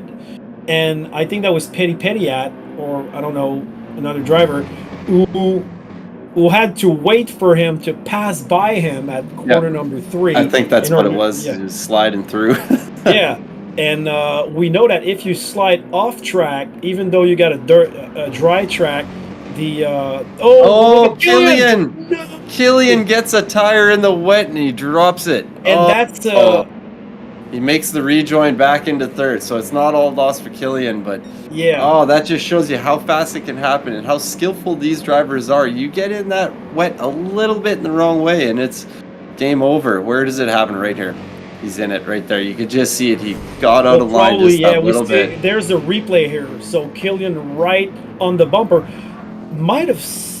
What happened? He was behind Antonio. He just went that little bit extra over into that little bit of wet, and once you hit that wet, it sucks you out into it. Yeah, he put like half a tire there. So doesn't take much. How far is he from Antonio? I'm not sure he can know. If Antonio plays cards right, although the track is still dangerous. No off track. So that's the spot back for no off track as well. What's too. happening? So Antonio with a 7-second lead almost now. I have one word, Reese, overconfidence. You got to be careful. Drivers versus track. I'd still be rocking a little bit of TC possibly at this moment. Yeah, it's a rumble thing. It's a rumble's trip thing. Yeah, you went too wide on the first corner. When you have that TC on one, it'll give you that feedback to catch it that little bit sooner. Perhaps. But yeah, I don't know. That's why we do the rain, though. It heats things up. Yeah, pretty fun. I love rain races. I love the weather races. I was way better on the rain yesterday than I was on the dry. I was leading in the rain. I was leading in my head. I was actually leading on paper. Yeah. I was catching the leader at some point. I was like, yeah, I can win this. Well, I'm happy because this race will bring a lot of mayhem in 12 days for me. Yeah, well. Look at that. Fast Dan, we see like in his in-car view. You don't see it, but that's what we see on the main in-car view. He went a little wide at 7 on the rumble strip, and he almost lost it. Looks like he's still got the traction control. No, okay. Fast Dan just lost it at the last corner. Oh, he tapped Quartz going by too. Yeah, and Quartz took the position. So if you touch a rumble strip, or if you just look at it slightly, and the rumble strip doesn't like the way you look at it. In the butt. Yeah, you're done. This is crazy. Hooray for asphalt. And Killian bring that gap down. Yeah, let's see that. Now 6.4, so it's stayed about the same actually. It's going up. Yeah, it's going up there. He made a mistake. Yeah, we'll keep an eye on this. Can Killian make up almost 7 seconds of gap to Antonio Esque? Never know, because everybody's making mistakes. When sometimes you're too comfortably installed in first position, you're playing it so safe that you lose a lot of ground as well. Looks like things are drying out. I think you could start pushing it onto curbs and stuff now. Well, I'm not sure. Remember, like 2 laps ago, or maybe even 1 lap ago, people put look at that. You look at the rumble strip. You got not a rooster tail, but you got some splashes. Yeah, I'm looking at the wet bar on Killian's here, and it's barely even flickering now, even when he's getting close to those curbs. The inside curves will be dangerous. Between 6 and 7, it might be different on different parts of the track as well, but between 6 and 7, when you go on the rumble strip, you got this little vapor. Yeah, that's at 6 and 7, you're going a lot quicker in there too, and when you throw it into that next corner, yeah, I could see that. And not a lot of people like to go out on ththose curbs going through those corners anyway. Oh, have you seen that? Second corner is sponsored by Mauer Tomaten. The Mauer Tomaten, the best tomaten in Spielberg. Oh, Killian got him down to 5.5 seconds. So he has gained a second back on him. Okay. People, game on. Fast Dan in the rear bumper of J. Naw. Can he protect this? There's still a little bit of wet part, offline. So there's a dry line, and there are wet parts, and You got Fazdan it is right there. he's Insides of the right corners behind are him. dangerous right now. Yeah. But rumble strips in this sector, last lap, we saw some splashes. Is it still dangerous? I wouldn't. Look, Fazdan just touched it barely, and it's still splashing water. So you got to be patient. 9 laps to go left in this race. Yes, sir. Oh, Samuel in the grass. Oh, Samuel in the grass. He has to wait. Come on, Samuel. Get back on track, buddy. Oh, that's tough. That's Oh, tough. he's a lap behind. Yeah, I he think went way he's a down. lap behind. Yeah. Petiat is over a minute behind as well, too. Well, Petiat and Samuel why. not having very good races today. Look, that's a tough go. Look at that Fazdan AMG coming on the outside of Jenor at turn 3.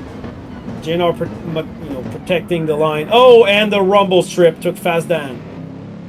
Another one bites the dust. Look at the rain. Look at the hydrometer off track, Reese. It's still very dangerous. Yeah, it is, This isn't is it? insane. Look, he was on the rumble and whoo! Nothing to do here. Nothing to do here. Well, I would like to thank all these guys because they're providing me with valuable information, not to mess up. Fast and spin again. Oh, that was just a replay. That was Never a replay. mind. That was a replay. But you saw, like, just barely, he was braking on the rumble strip. Everything looked fine. Petiat in the pits.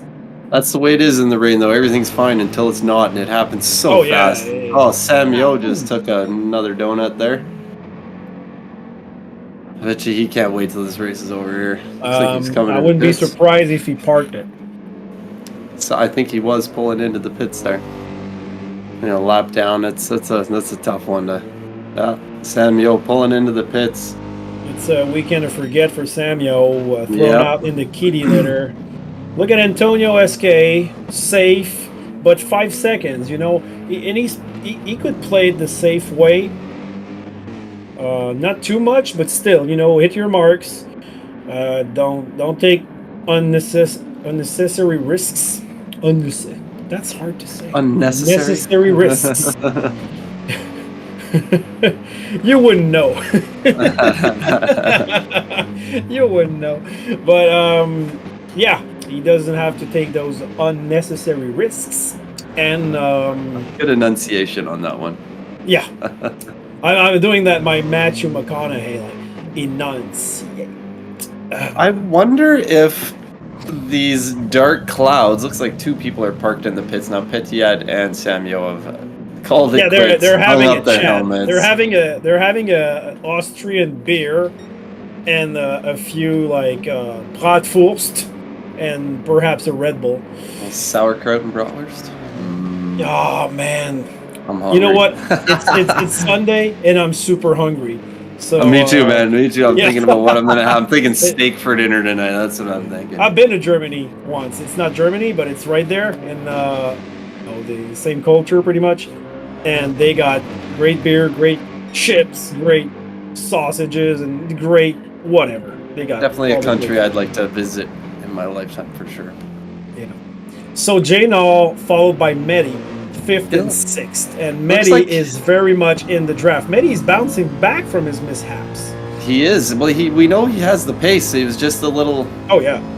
He didn't have that pace in the half wet, half dry. But Killian has pulled in a little more time on Antonio as well. He's got it down to a 4.7. So Killian putting in work. It's a big ask to get 4.5 seconds out in the next 7 laps or 6 laps.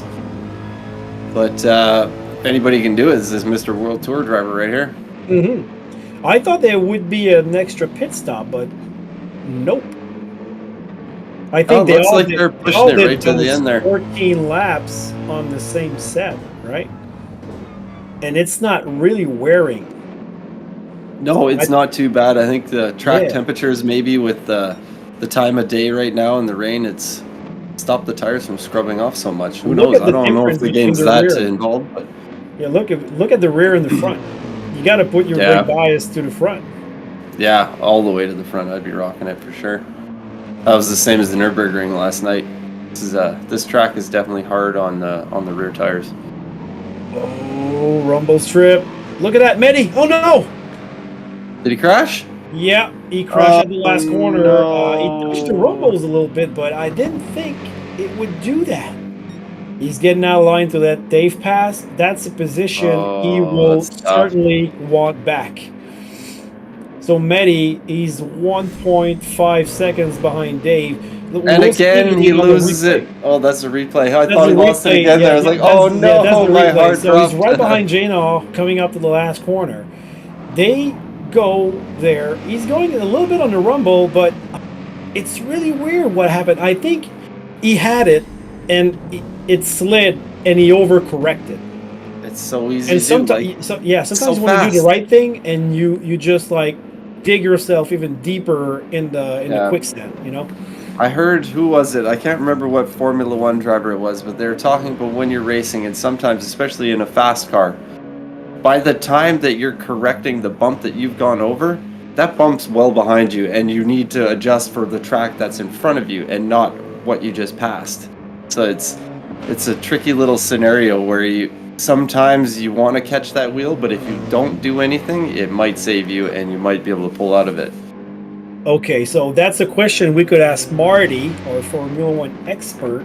Who was that driver that said I think that? it was Lewis. I want to say it was Lewis. Might that have said been that, him. but I can't And remember. we got Dumo, who's asking, what's for supper? Because he's hungry as well. Oh, Well, I think Dumo, I hope steak. you got a beer and chips, because that's what I usually do on Sunday when I watch races. Was there an but- F1 race today? Nope, there wasn't. I But didn't think it's so. the NASCAR Chase. Last week was the Charlotte Roval Road Course. Last road course on the NASCAR schedule. Pretty good. That was a fun race. Had a lot of wine and prosciutto. That said, I don't know what race is this afternoon because I'm broadcasting and I don't really pay attention to whatever else. But what's for supper, Dumo? Takeout, because I'm not cooking on broadcast Sundays. I'll be cooking and I can get a nice steak. Yeah, but you got butter-based, 2 some hours garlic. on me to be able course. to. Of course. So You gotta move out west. Get more time. Yeah, sure. Why not? Back So to the how- race, how so I hard- think. yeah. Back think to the race, Killian guys. is Where's still Killian? about- Where is Killian? Medi just Medi. about lost it again there. Yeah, we're looking Medi, at the slow same down, thing. buddy. Slow down, Medi. He wants to get that spot back from Dave, but That race is he's a pushing killer. that a little bit too hard. Quartz is in 4th position. Of course, Yeah. he took advantage of. I think it was Quartz is Medi's having a good mishap. run here. He's Yeah. He's staying pretty consistent. I'm looking at his lap times here. Very consistent lap times: 130.7, 0.5, 0.4, 0.6, 0.4, 0.8, 0.6. He's putting in the work. He's doing what he needs to do. Be consistent. Yeah, he's consistent. He's not making the headlines either positively or negatively, but 9 he's doing times a out of great 10, operation. consistency will get you to the top of any championship. Consistency That's is about right. very, very key. You can the just meantime, be in that where's 3rd, Killian? 4th range. Killian has done a little bit of work. He's down to a 4.2 behind Antonio that from what I won't see make. here. Yeah, that but won't cut it. He is out of time unless he has the nitrous button on hand and a big bottle full. But I don't think we're gonna see Killian get his way yeah. back Well, up. if Look at those Dominic brakes Toretto go. is watching the stream, could you provide Killian with a bottle of Nos? Thank you. It's all about family. Yeah. The flames popping out of that Look at thing. that. The Look at side Med. pipes. He's right Oh, behind Dave. Medi's right behind Dave. Slipstream range between 3 and 4th. That's a position that Medi Here he comes. will Is he gonna- go seat for. Oh, I love watching the downshifts on these cars at nighttime. See those flames Yeah. pop out that side pipe. Oh, it looks so good. He is right on the back of him. He wants this spot back. Is he going to do it? We have an unwanted guest in the in the room. It always happens. Yeah, it's not a private room. Killian has took out a little bit of time out of Antonio again, down to a 3.8. He did Look get at that Medi. nitrous. I want to see him Get the make this ball on move. Nos. Oh, there's a yellow flag between 9 and 10. What happened there? I don't know. I don't see anything We'll on my see. It's screens over Jano. here. And whoa! Whoa! Whoa! That was close. That was very close.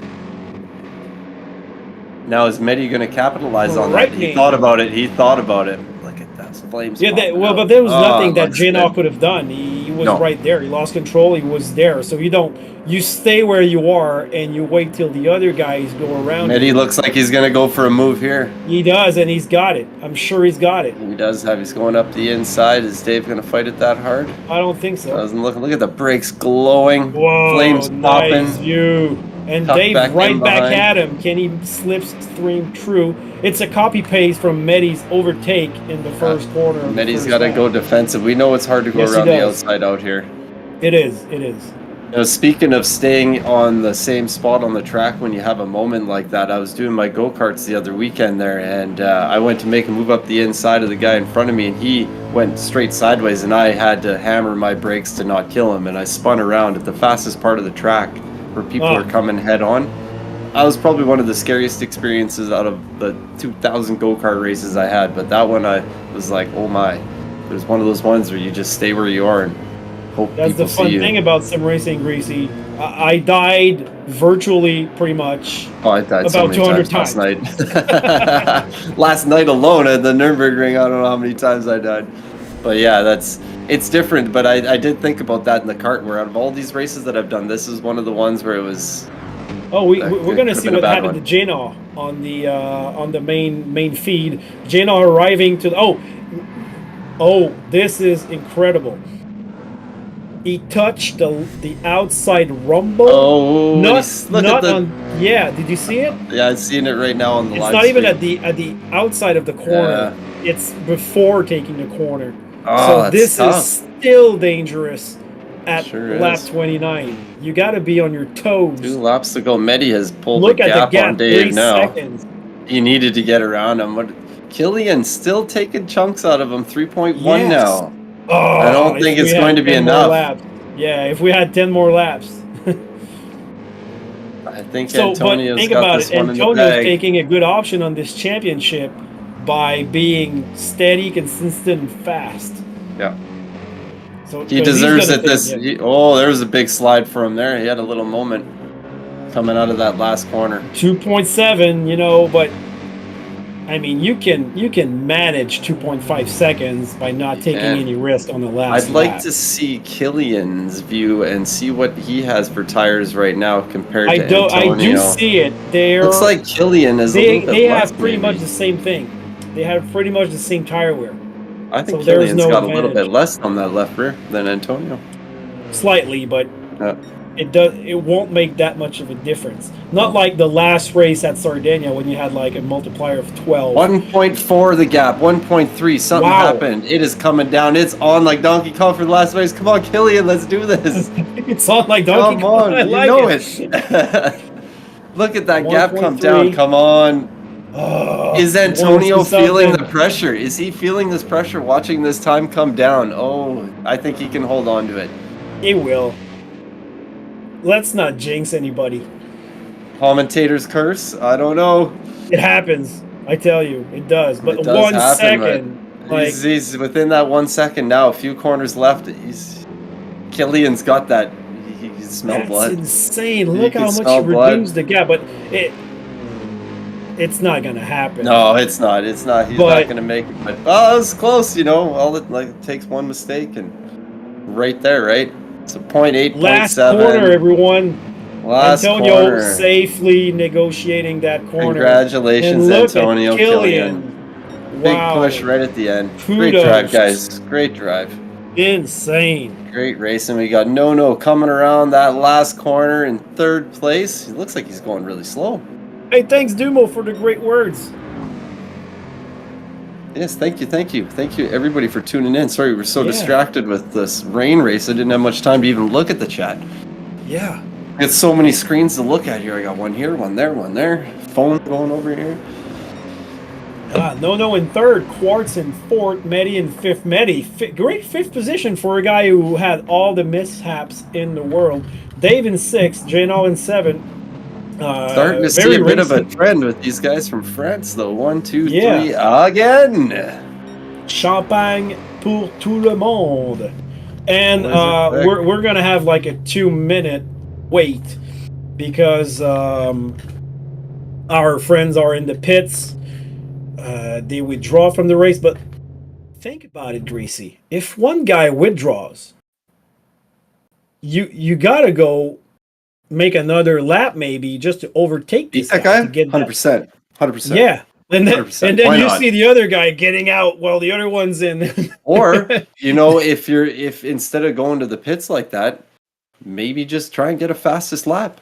Do something like Yeah, that. actually that's another point. Yeah, you're right. You put like you're last and you know you're last. You put a fresh set of slick tires. Yeah. Like If you crash, you crash. Go in again. Exactly. Do it again. And you got nothing to lose. Exactly. You got Do they get extra points for fastest lap in this one? there's a point for There grabs. is, eh? Yeah, in each race. In each race there is.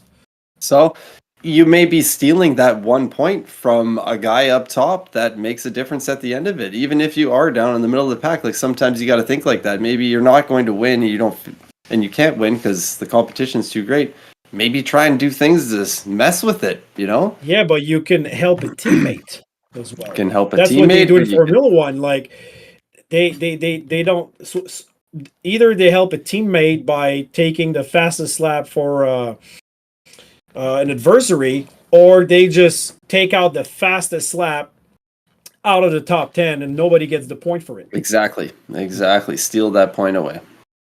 Well, that was a fun race, Greasy. That was a good race. That one, it Mm-hmm. seemed like it went by quicker today than the last races we've done. That was a good race. There was a lot of action in that one. A lot of people spinning. A lot of people. I thought with the caliber of drivers in here, I thought we'd see a little less spinach going on, but Well, most of the spinach this looked like a tough one. Most of the spinach. I'm thinking of spinach. Yeah, we're hungry here. The sliptivity was high in this race. Let's just put it that way.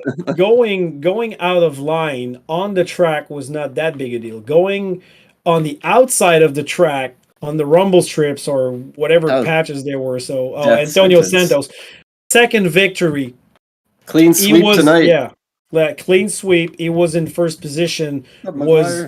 Was followed by Killian, who had a disconnection in the first race. Then second race, he did that undercut in the pit lane, and then Killian had an incident. Yes. So he had that moment where he just went that little bit offline, and it sucked him out into the kitty litter, and he had to regain himself. And he did. He finished that race with 0.7 behind. It's written perfect race. Course parfaite, which means he was on pole, right? He has the fastest lap, and that was a clean race. Yeah, he did it all. Like I said, got the clean sweep. Well done. Well, he's taking first position in the championships. I don't know by how many points, but this is going to be in the double digit, if I'm not mistaken, because Killian didn't score 0, but he scored, I think, 5 points perhaps. Yeah, he's going to notice that disconnect for sure. Yeah, but I don't know exactly. If you disconnect, I think you don't have any points. You got to stay in the lobby. Okay. Gotcha. But I don't know if it's like, let's say it's accidental. Maybe, I don't know for the rule. I got to go in the rule book for this one. But if it's incidental, something out of your control, maybe there's something to do with that. So I would love to see results from our main feed, or is just me? I've been watching the Jazz's feed for too long, and I have to restart my my screen share. Nope, wasn't me. So so I don't have the result, but we know that Antonio on my screen either as well here. Yeah, Antonio came in first. Very good race from him. We had Killian who narrowed down a gap. Oh, we were gonna have the result right there. So there you go. Look at that. At the end of the race, 0.6. He was 7 seconds behind him.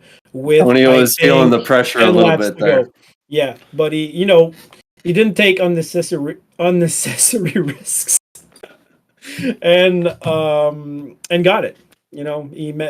managed his race like a boss. He did. He did Then do it. Primo Nono, we didn't see him much. He was right there. Quartz did a race like Nono. They were not on the headlines, but they're right there in the third and fourth position. Medi, I got to salute that. Medi had a very eventful race. Yeah, we thought of the same word here. But look at that. He's 27 seconds behind the leader, but still he managed to He put his head down and get positions. Yeah, that's the biggest thing in these rain races, especially in the longer races. If you make a mistake that early on, you still have that time to make up. Yes, if the top 2-3 guys don't make any mistakes, yeah, they're out of the race, but you can always gain back that time with other people making mistakes. So you never ever give up. Never give up. Look, our producer Guillaume is showing a rule right there. Oh, so, I can't read that. Yeah, so I can read it. Like, okay, if the drivers can't finish the race for a connection problem or a failure, there's no points. There you go. There's no point. That counts like an engine failure in a real race. You just don't score any points because actually you could actually rage quit and say, it was my motor disconnected my Exactly, PlayStation. yeah. So it's better that way. That's a really direct line to the rule, which is That's the way it should be. Yeah, sure. That's the way it should be. It doesn't give any gray areas. No, that's the way the rules should be. No gray, the least amount of gray area to no gray area in the rules is. Yeah. Because like you said, somebody could just hit the power button and say I disconnected, right? Yeah. Merc AMG plus Red Bull Ring didn't disappoint.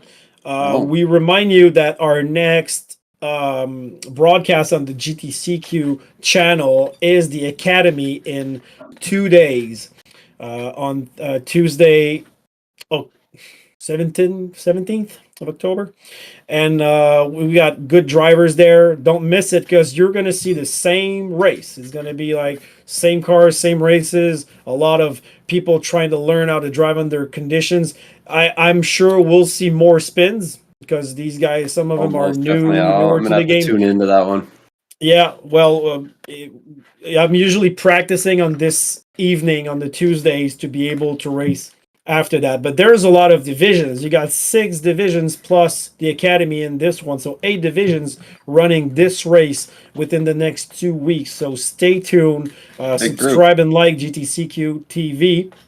We're going to have a few drivers for interview, probably Antonio for sure, Killian and Nono. And I don't know for the first race. I don't remember exactly. I know that Antonio is going to be there and Medi, I think. So we'll speak French a lot and try to ask them their thinking and how was the rumbles and everything in Spielberg. I'm sure they're not liking those rumbles too much from this race. No, but I'm really happy I learned. You better learn from that one, man. Oh, yeah. It's stay away from the red and white bits. If you go on the rumble, you just like lift. You don't press. You got to be careful too. Lifting is that'll unbalance the car too. Sometimes get that weight off the ass end and slide it too. So the rain, we did it last night in Nürburgring and punished us all. And what do we have for the next combo, Greasy? I can look quickly on the GTCQ page. That's in 2 weeks, is it? Yeah, 2 weeks time. The 4th combo will be, ladies and gentlemen. Oh yeah, that's a good one. What do we got? It's Suzuka with a Lexus GR2 GT500.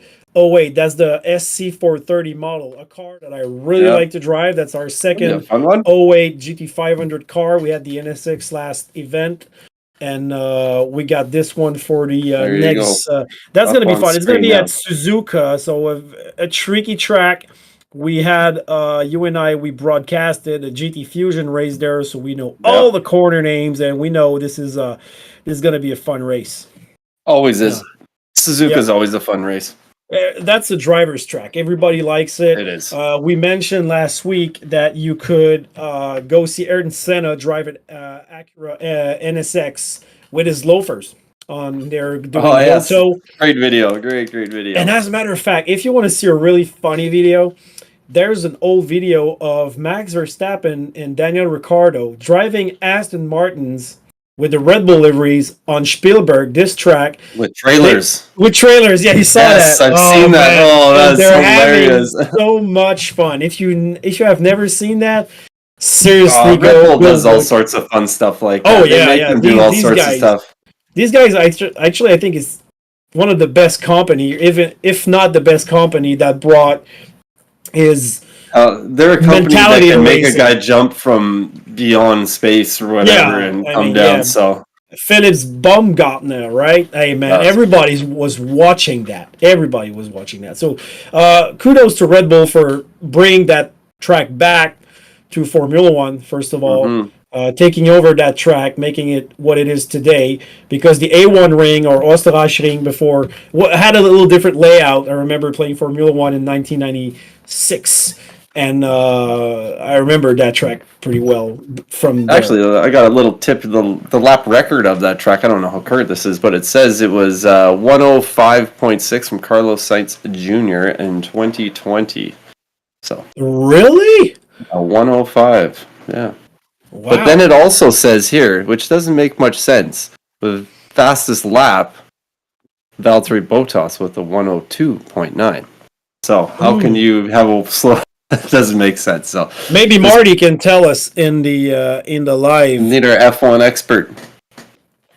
Yeah, FSRT. Sorry, I had to. I guess we're just waiting for driver interviews. We're waiting for our drivers people to come in.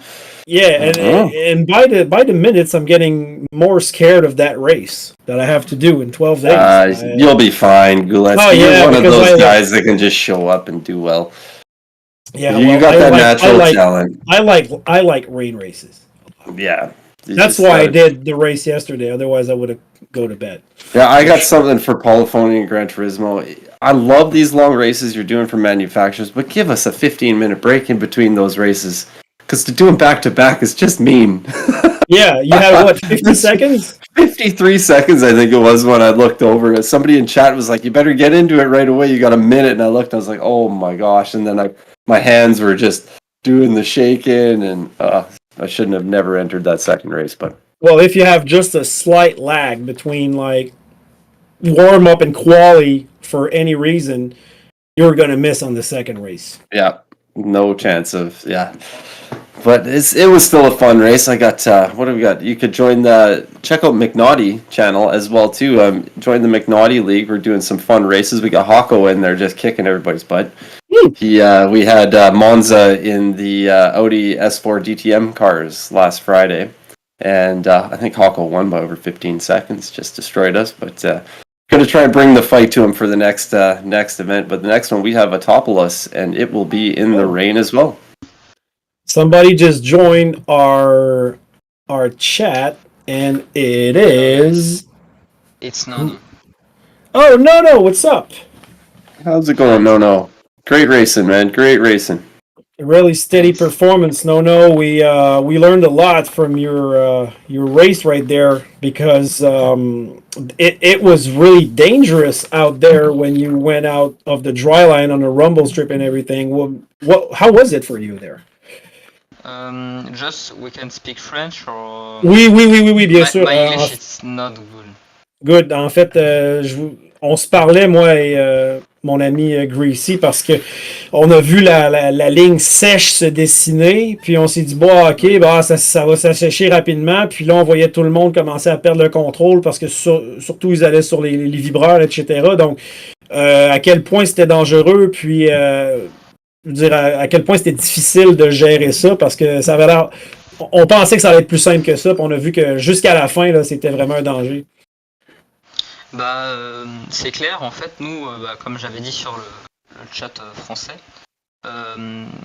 nous, pour les trainings, en fait, on avait exactement les mêmes conditions, mais on avait grand soleil après la pluie, et en fait, ça permettait d'enlever l'eau qui stagnait sur la piste. Et là, on est passé directement à pluie et nuit, début de soirée, nuit. Et je pense qu'avec des températures plus fraîches, ça a mis beaucoup plus de difficultés à sécher la piste. Est-ce que c'est une erreur de de nous qui aurait mal mis le salon ou c'est juste un truc aléatoire de température par rapport aux paramètres que vous avez mis? Alors moi j'ai regardé votre salon de chill en tout cas. Et pour moi c'est exactement le même salon, vu qu'on l'avait copié, je vois bien c'est exactement les mêmes paramètres. OK, donc Je pense juste que c'est soit de la malchance, soit le fait d'avoir fait plusieurs resets d'affilée sur le salon, que ça a peut-être fait planter le jeu.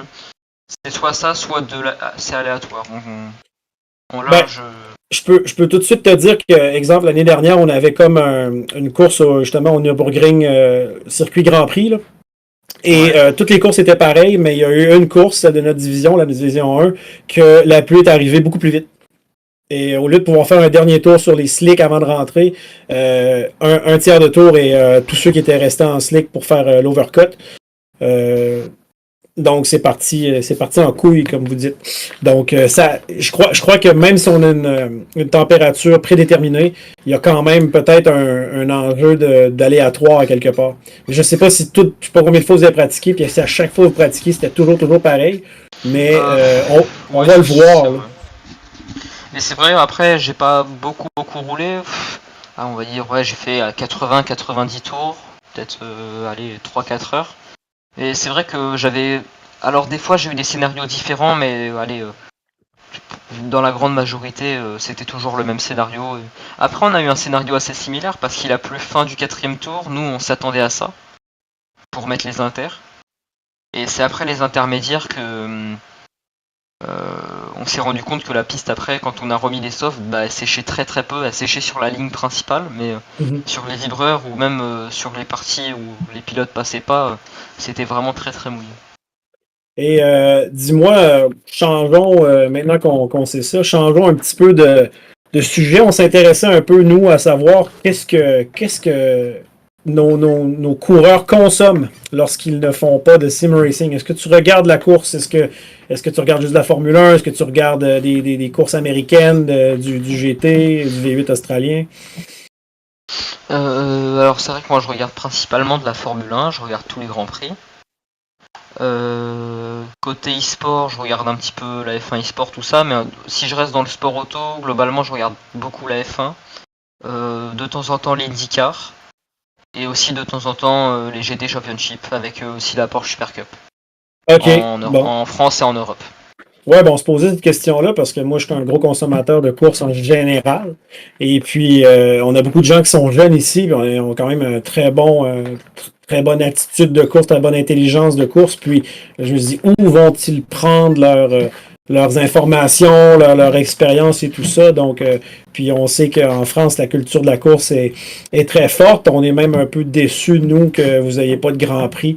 Euh, C'est vrai que cette année, ouais, on est c'est un sans nom. Grand Prix. Ouais.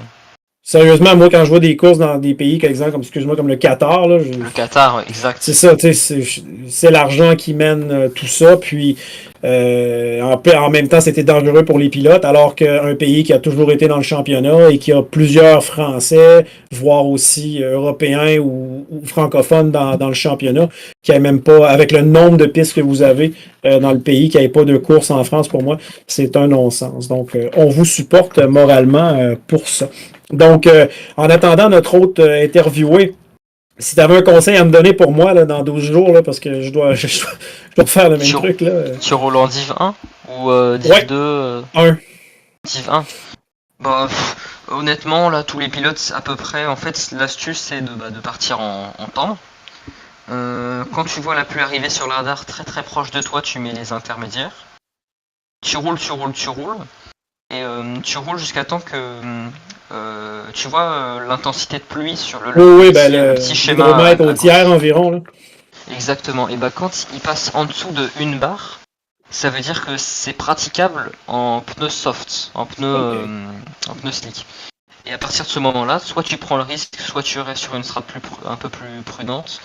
Mais ce qu'il faut, c'est prendre les pneus soft et éviter au maximum les vibreurs. Et rouler. Et de toute façon, t'inquiète pas pour l'usure, parce que l'eau Ouais, hein? refroidit tes gommes et te fait moins user. All Ce right. qu'il Ben, faut, je te c'est remercie vraiment juste beaucoup éviter les livres. je te remercie pour tes commentaires, avoir répondu à nos questions, puis beaux résultats sérieux, puis au plaisir de vous voir à Suzuka dans 2 semaines. Eh ben, merci à vous, ça fait très plaisir. Merci Super. pour l'interview. On a Antonio Esca. I remember you speak English, Antonio, right? Yes. All right. Well, amazing. Congratulations. Yeah. Great race. Yeah, Well, I'll let Greasy talk to you. That's his. I time to gotta shine. know. Were you feeling the pressure on that last lap watching that time drop down? Looks like you made a little mistake and Killian just pounced on it. Well, I was literally I think the slowest car on the race. So yeah, it was really I had the pressure. Yeah. When You I did a saw great that, job though. Great when job. I saw that it just took me 2 seconds on the lap, I was a little bit scared. I was wondering if you're a little puckered in that little moment there because we were watching that time come down. But what way to hold it together through the rain and the weather and keep it off of the rumble strips and keep it straight in the right direction. Because it looks like a few people had a problem with that in this race. So great drive. Yeah, I think I was like the only car who didn't crash. So yeah, It I shows. think you were. I think you were. Yeah, I think you were. Yeah. Yeah. Because when you are first, you can like stay in the middle of the track because the car behind you can't overtake you because of the wet conditions. Yep. We saw the people trying to do it, and it didn't Oh. turn out very well for them at all. Yeah, I think 90% of the overtakes are not going to be good on this condition. So yeah. I got a question though. When Killian did his when he went out of track and you gained about 6 seconds on him, because no, well, you gained 6 seconds on Killian. I think Nono was in second, but he also crashed, so Killian took that position back. Did you say, okay, I'm gonna take it a little bit slowly and be more cautious because I got a good gap and I can manage that to the end, and just not take risks and do the same thing? Well, I was already slow. I was already staying in the middle of the track. But yeah, when I saw Kian out of the track, I thought he was going to lost way more time because he was he on the sand or something, or He did did. stay on He the track? did just get it in the kitty litter, but he pulled Yeah, it. barely. He saved it pretty well, and he got back out on track pretty. Between 6 and 7, I think one of his tires just touched the wet line just a bit.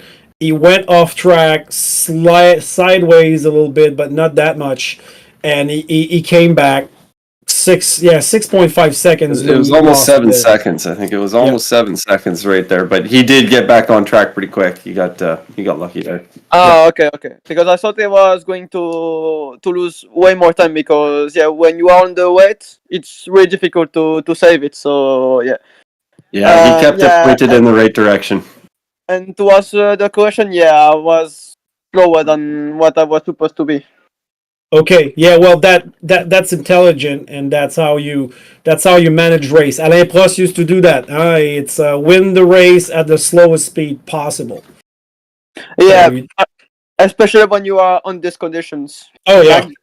I think you don't need to be the fastest guy. You just need to stay on the track, because when you see that every people crashed, and I won the race because I just didn't crash. So yeah, I wasn't the fastest, but I was the getting out in front of Killian out of those pit stops was a key to it as well too. Yeah. How did you manage to do that one? When I saw the wet, my plan was to save the more fuel possible, because if I exit the pit behind him, I'm not going to be able to pass him. So the strategy was to fuel save, and then I exit the pit. I just saved the fuel that I needed, because I can do whatever I want. He's not going to pass me anyway. Exactly. Well, that just shows you how well you managed that race. That's a masterclass right there. Saving fuel to get out in front, knowing that they wouldn't be able to get around due to the conditions. That's very well played. Great drive. That's a good insight. Thanks for the tip. And before we let you go, I asked this question to Nono, but when you're not sim racing, what kind of races do you watch? Do you watch Formula 1, GT, everything, or what kind of race do you like to watch? Well, I used to watch NASCAR when I was a kid. Okay. But now I'm watching only F1. Okay, you're not watching NASCAR anymore. No, I don't even find the channels to watch it. So yeah. Oh, well, you would know that there's a very good thing with NASCAR nowadays. They're doing more road course and street course Yeah. or road races. So it's very interesting. I'm a big NASCAR fan for that, especially. So Well, when I was a kid, I think the two races that I prefer was Sonoma and Watkins Glen. So oh yeah, definitely Yeah. yeah. Watkins Glen for me. Yeah. So yeah, we we we we go on the same page. But when you were a kid, so how old are you, Antonio? 16. Okay. Okay. I apologize for Well, laughing, but I was That's expecting good. you to be older. That's good. Well, I don't know if you saw that, but if you want to see something really cool, maybe you have seen it. It's the 2012 last lap at Watkins Glen between Yeah, Brad between Keselowski and Keselowski. Marcus Yeah, Ambrose. Yeah, you saw that. Okay. yeah. Okay. I hate Keselowski because he just pushed Kyle Busch out, and I was a fan of Kyle Busch, so yeah, I was Oh, but angry. did you know that there was oil on the track? Oh There was yeah, oil on the track. Nobody I knew it, so they came. Nobody knew it, so they came at the last lap. There was oil on track, and nobody saw it. That's why you see the cars after the bus stop just going like wide, not wide, going back, yeah, sliding. That's the reason. So I think that's why Kyle Busch actually, because the commentator said there's something wrong with Kyle Busch, maybe a yeah, puncture. I yeah, don't know what they say, but there was oil. So that's the reason I think while Bush spun and then Keselowski didn't help him, but I think the damage was done. Well, first of all, congratulations um, for your two victories. You're taking the first position in this championship, Target and is on your back, sir. yeah, there's a target on your back. So hey, and why do you have a Pokemon livery? Are you guys sponsored or is it just a no, fun thing? it's just a joke. Well, Okay. I like Pokemon so much, so yeah. Every time I'm racing, I'm using a Pokemon livery. All There right. we go. Well, your Gotta teammate catch does 'em as all. well. So your And teammate does as well. yeah, He's my got the teammate. same number. Yeah, every time I do a livery, he's taking the delivery. So yeah, Okay. All right. Okay. Good. Good thing. So well, thank you very much for your time, and we're eager to see you at Suzuka with that Lexus in 2 weeks. yeah, Hey, while we're waiting on our next guest, when I talked to Nono, uh, I asked him a few things. Well, and I don't remember what he said. what the fuck? He watches Formula One. That's the thing. He only does Yeah. that. And then some of the little GT every now and then. And what about the race though? Looks like No we're more not guests. getting Killian in here. I got Big no more message guests. across the board. Oh man, I gotta write notes. I gotta write notes when I speak French to somebody because I say, "Oh, I'm gonna remember that. That's easy. Maybe it would come back to me next week." So thank you for your time, Antonio. We got no more guests to come. I don't know why, but it's like that. We would have liked to talk to Killian to know what this connection was for. Yeah, seems to be Maybe having some yeah. So problems. It was about the USB of the PlayStation. really, Oh, Yeah. he's got a weak port in the PlayStation, eh? Yeah, sometimes he has a problem with the USB where it's happening like. Is that what happened to him last It's night random. in manufacturers in the first race? What? In Sorry? manufacturers last night, I think I saw on Key's stream where he dropped all the way to the back. No, it wasn't. It was because he didn't have the intermediate tires. So Oh, okay, yeah. gotcha. Yeah. oh okay. Yeah, he didn't buy the tires. yeah, Okay. Well, let's wrap things up now. We're going to see each other for this division in 2 weeks' time at Suzuka. Until then, we remind you that this division is sponsored by JT Tuning. It's a company that provides services to optimize power and solving anti-polluting issues. Greasy and I had a blast. Thank you for joining. Don't forget to like and subscribe. It is Sunday. There's probably a NASCAR race going on that you can catch the end of it. And I got to figure out what I'm going to have for supper, as well as Dumo, and I don't know for Greasy. I gotta on- do some adulting. I got a grocery shop. I got a dog park. I got to cook dinner. Yeah, we want to thank Guillaume, our producer. We didn't talk about him today, but we always have Guillaume behind us, just providing you with all these images and letting us just relax and the man behind the scenes doing all the hard work. We just sit here thank and you, look Guillaume. pretty. Merci, and merci, Jas. Thank you, Jas and Chill, for providing us with the images.